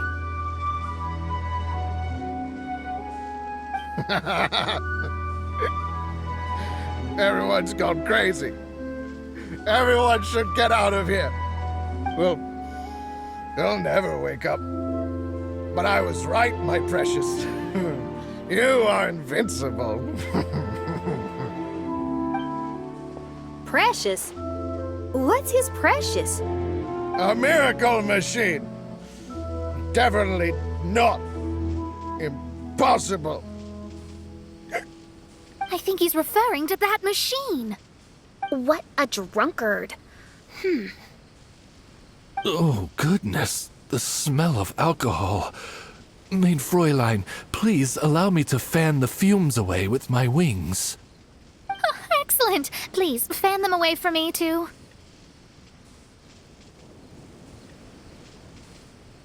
Certainly. I've checked the surroundings, but there's no one else here. Isn't that strange? The Fatui is a big organization, but he's the only one left at this camp. What's more, we didn't even see him the last time we were here. Even the larger gentleman from the first time is missing. I think they must be hiding somewhere. As for why they may be hiding, I'm afraid we'll have to ask him. But he's as drunk as tone-deaf Bard. Should we wait for him to sober up? Cleanse him with the holy spring of punishment. Mein Fräulein means to splash him with water. Ooh, sounds like a good idea. Let's try.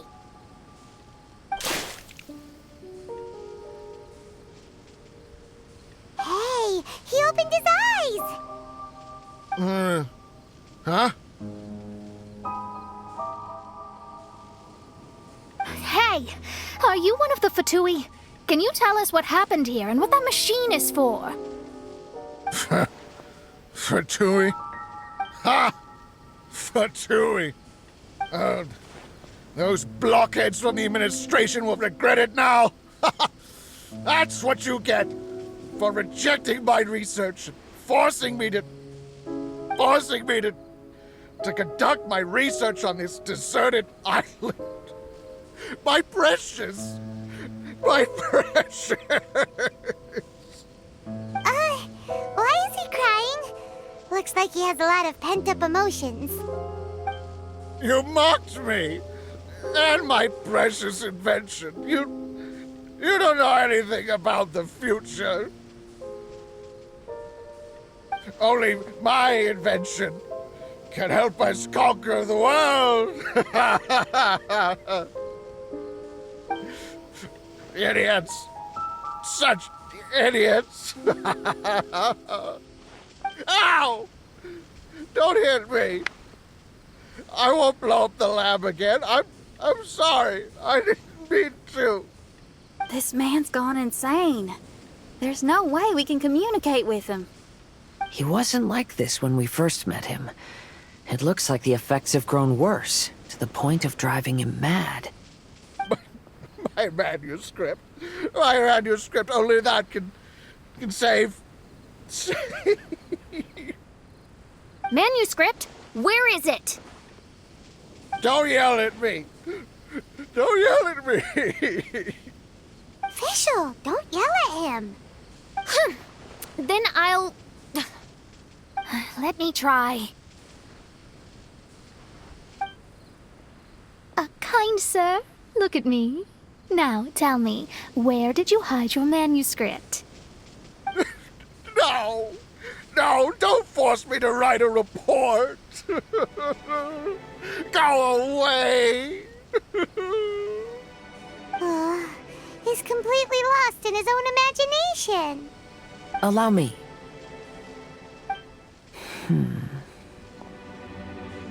Please excuse me.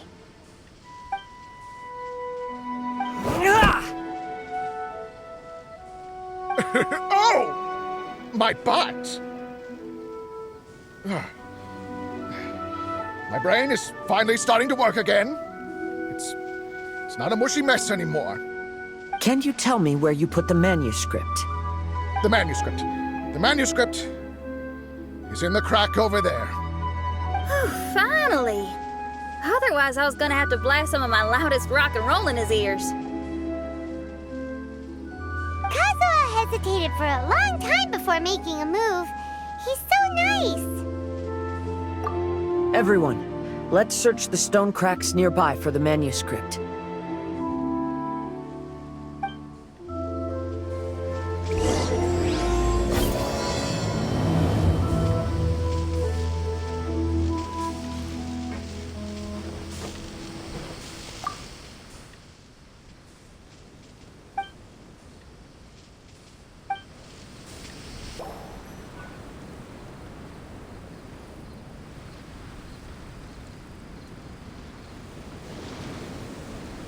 It!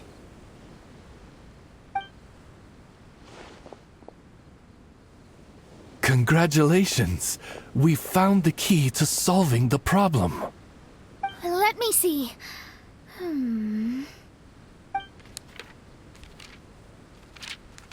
Just as I thought. This machinery, named cognitive mimicry, is capable of altering the state of people's brains. It was invented by the researcher we met earlier. His name is Persikov. According to the manuscript, the Fatui officials did not support Persikov's research. They believed he had taken the wrong path. But Persikov insisted on putting his machine to use. In order to achieve that, he disassembled the machine and used his connections to transport the parts to this deserted island. How did they find this island? The Fatui's intelligence network is not to be underestimated. Persikov was dead set on carrying out his experiments on this island. Most of his subjects were junior Fatui soldiers who all signed a waiver beforehand. It looks like they really thought this machine would benefit the Fatui. How does the machine work? That's most likely top secret. The manuscript didn't reveal any details, but Persakov did mention that the machine was modeled after the power of a god. Does that mean there's a god connected to these dreamlike mirages, and the Fatui found a way to research it? Clearly. Otherwise, they wouldn't have been able to reproduce the god's power. Anyway, Persakov's experiment did not go as planned. The machine broke down just days after it was activated. They tried to fix it, but the technologically illiterate Fatui soldiers completely ruined the machine. Even its most important component of all, the crystalline cores, got ejected and disappeared. A testament to the importance of maintenance in all aspects of life. I believe we can all learn something from this. Persakov may be a mad scientist, but he didn't want to see his subordinates suffer. Besides, if he didn't solve the problem, he would end up going insane as well. As a last resort, Persakov went out on his own to look for the cores. But he was just a sickly researcher, unfit for the task. He had to give up.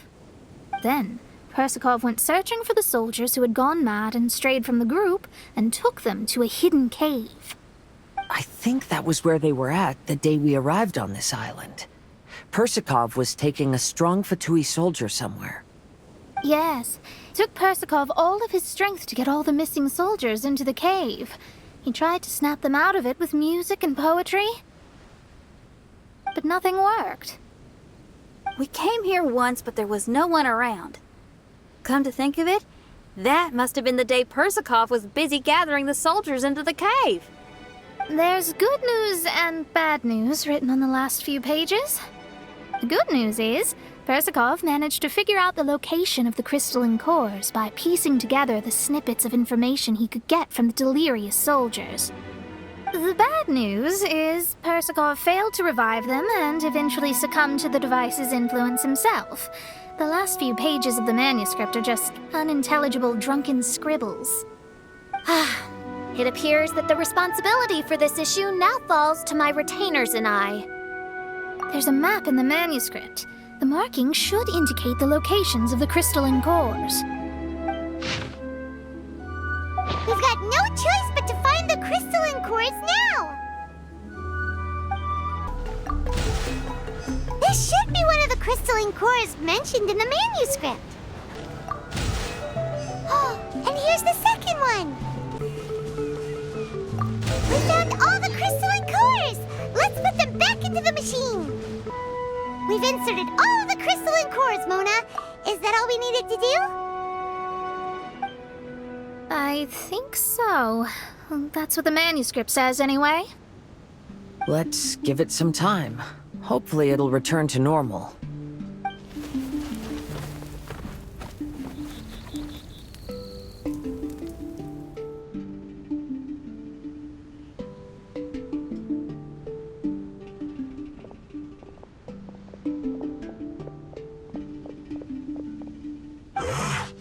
Someone's in our camp. Hey, who are you people? Hold on, look at the machine. Is it fixed? What? But Mr. Persakov is still lying on the ground over there. We're the ones who fixed the machine! Yeah, you're welcome! We could have had a nice, relaxing vacation if all of this hadn't ended up occupying so much of our time. Apologize to me and my retainers at once. Uh-huh? Oh no, I'm out of here. Hey! Don't leave me here on my own! Mr. Persakov's still there! We need to save him!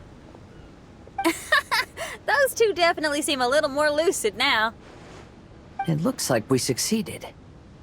Yay! Let's get out of here then! Paimon wants to spend the rest of this vacation back at our own camp. Yeah, but it feels like our camp now. Kinda like our temporary home. Then perhaps we should call it the Embassy of the Imanakreich and Dodo Land. Huh? No! That's too many words! Paimon would prefer something easy to remember. Come on, let's go home now. After coming home to a nice big meal, then having a long lie down, Paimon's finally starting to feel relaxed. Is the hospitality of the Immernachtreich to thy liking? Paimon's loving it. Wonderful. Main Fräulein invited you all here not only to witness the arrival of our Holy Land, but most importantly, she wished that you could all relax and enjoy the summer. Great. Well, I've come to the right place. I love it here. May this place become an eternal paradise. Main Fräulein says she hopes to go on more adventures with you here in the future. Of course. And you should come find me and Leo when you get the time. I'll show you around. Oh, also, my friend runs the best restaurant in Leo. I'm sure you'll love it. If you're into opera, you should go see Yunjin. She's the nicest person, and she likes making friends with new and interesting people. I'm sure the two of you will have plenty to talk about with your shared passion for theatrics. Oh? If Lady Xinyan speaks so highly of it, then I must entertain the idea. Traveler, I have a suggestion. There's a snack called roasted lavender melon in Inazuma, which goes rather well with fish. Why don't we roast some fruit and seafood for dinner tonight? Oh? Did you try it in Inazuma? That's great. You know, I want to follow your example and travel around the world. Hopefully, I can also make good friends along the way. That means a lot coming from you. Ah, you're all here.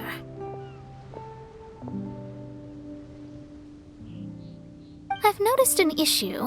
Although we've fixed the machine, as you can see, the mirages on the islands have still not disappeared. I've noticed that too. But considering it took some time for the mirages to appear, it may also take some time for them to disappear. Yes, that's definitely possible. In other news, my scryglass seems to be working fine now. The divination results are also looking about right. Although there are some parts in the results that I don't quite understand. It's as if there is some sort of power surrounding us, and it's still watching us. Do you think it's caused by the machine? Or perhaps Persikov?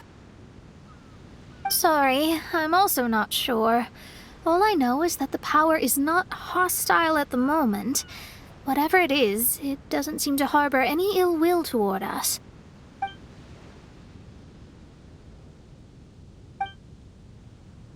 Well, although there's nothing left to disturb us and we can finally kick back and enjoy our vacation, we still ought to be cautious while we're on these islands. I will keep seeing what the stars say every day. I promised Fischl that I'd be her guard. I can help. Good. I'll be counting on you. Goodness knows why those girls are so carefree about everything. I suppose it falls to me to be extra vigilant. Oh, coming.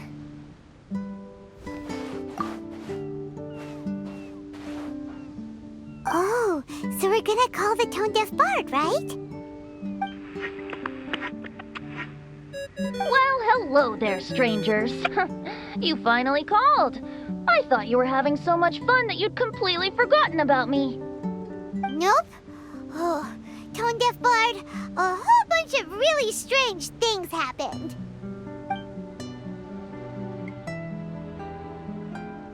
A strange machine that can imitate the power of a god? Wow! I didn't know the Fatui had plans like that. Their imaginations are truly running wild. So, judging from your tone, it sounds like you don't know any more about this than we do. Alas, I am but a humble bard who sings for his Mora in the tavern. Why would I know anything about it? Ugh, so annoying. But other than that, did you two have fun? We did! We ate a lot of yummy food and saw loads of amazing things! It was really cool! That's good. The point of traveling is to record any feelings stirred along the way. As long as you had an unforgettable experience, this journey has served its purpose. As for the mysterious voice, Although we don't know who it was, not only did she not harm you, she also helped you to gain a better understanding of each other, right? If you look at it that way, maybe she meant you well. I mean, if she was able to intercept Alice's communication tool, I'm sure she's also plenty capable of attacking you. Tone-deaf Bard is right. I'm glad to bring you some peace of mind.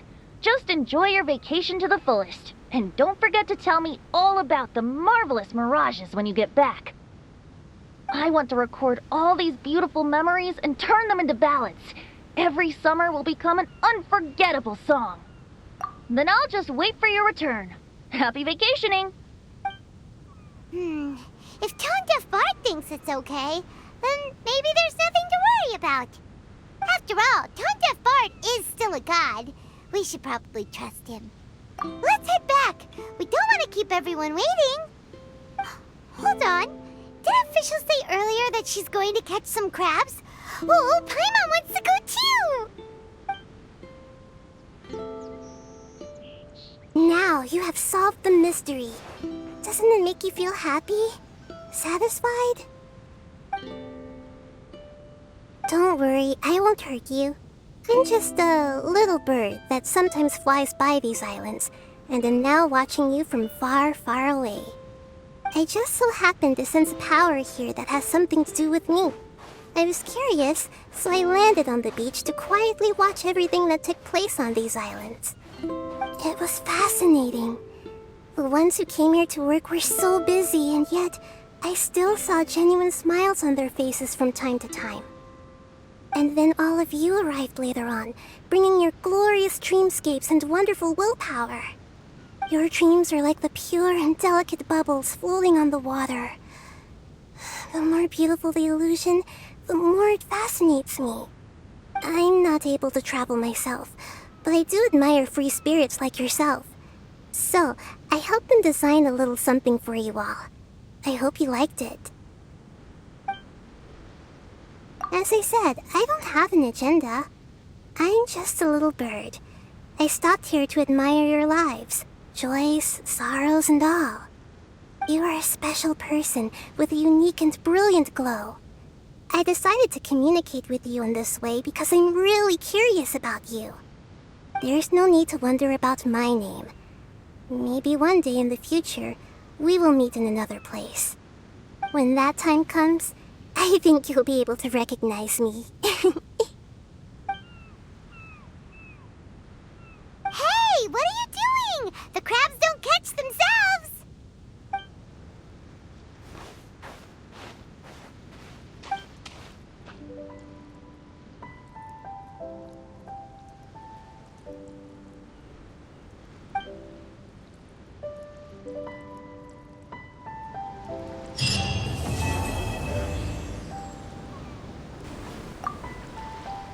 The sound of nature is so relaxing. There's nothing more to worry about. Sure, what's on your mind?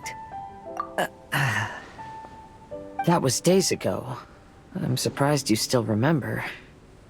Fine drinks belong in the same space as poetry and elegance. To lose myself like that in the tavern? It was truly humiliating. Right. About that. After these events, I suppose I've bid a formal farewell to my past. Don't worry. I feel just as fine as I did during the times before.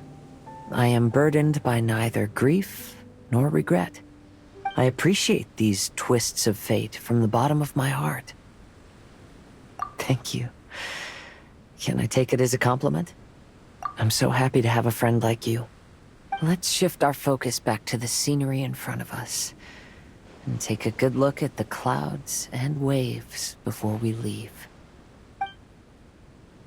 It's had its ups and downs, but ultimately, it's been quite rewarding. If Beto and the crew ask me about our experiences, I suppose I'll tell them about the squirrel and the ship spirit. As for stories about my new friends, I'll keep them to myself.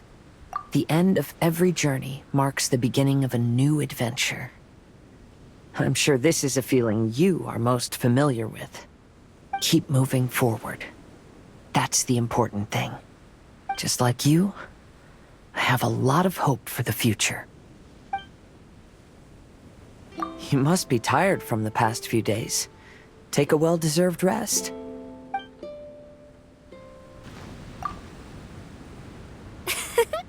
Greetings, my most loyal attendant.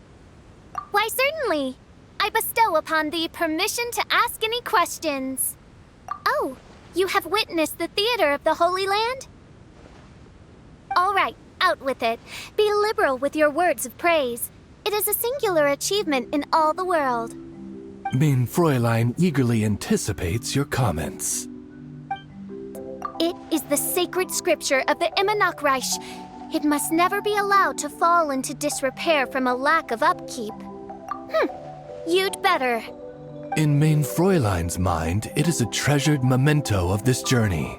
She is positively thrilled to know that you also see it as such. Oz, do not overinterpret my speech. One was most delighted to behold the grand ceremony and celebration with which one's official excursion to this blessed land was received. Alas, my journey through countless worlds has taught me that even the most splendid of things must come to an end. This is why I have declared to my people that my excursion goes on, as there are still attendants from faraway lands who require the Prinzessin's royal assistance.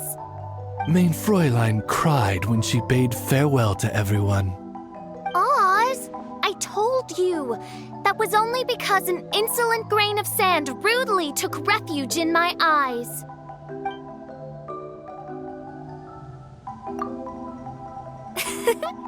Greetings, my most loyal attendant. Oh, thou whose fate doth intersect with mine own, please enjoy thyself fully in this paradise.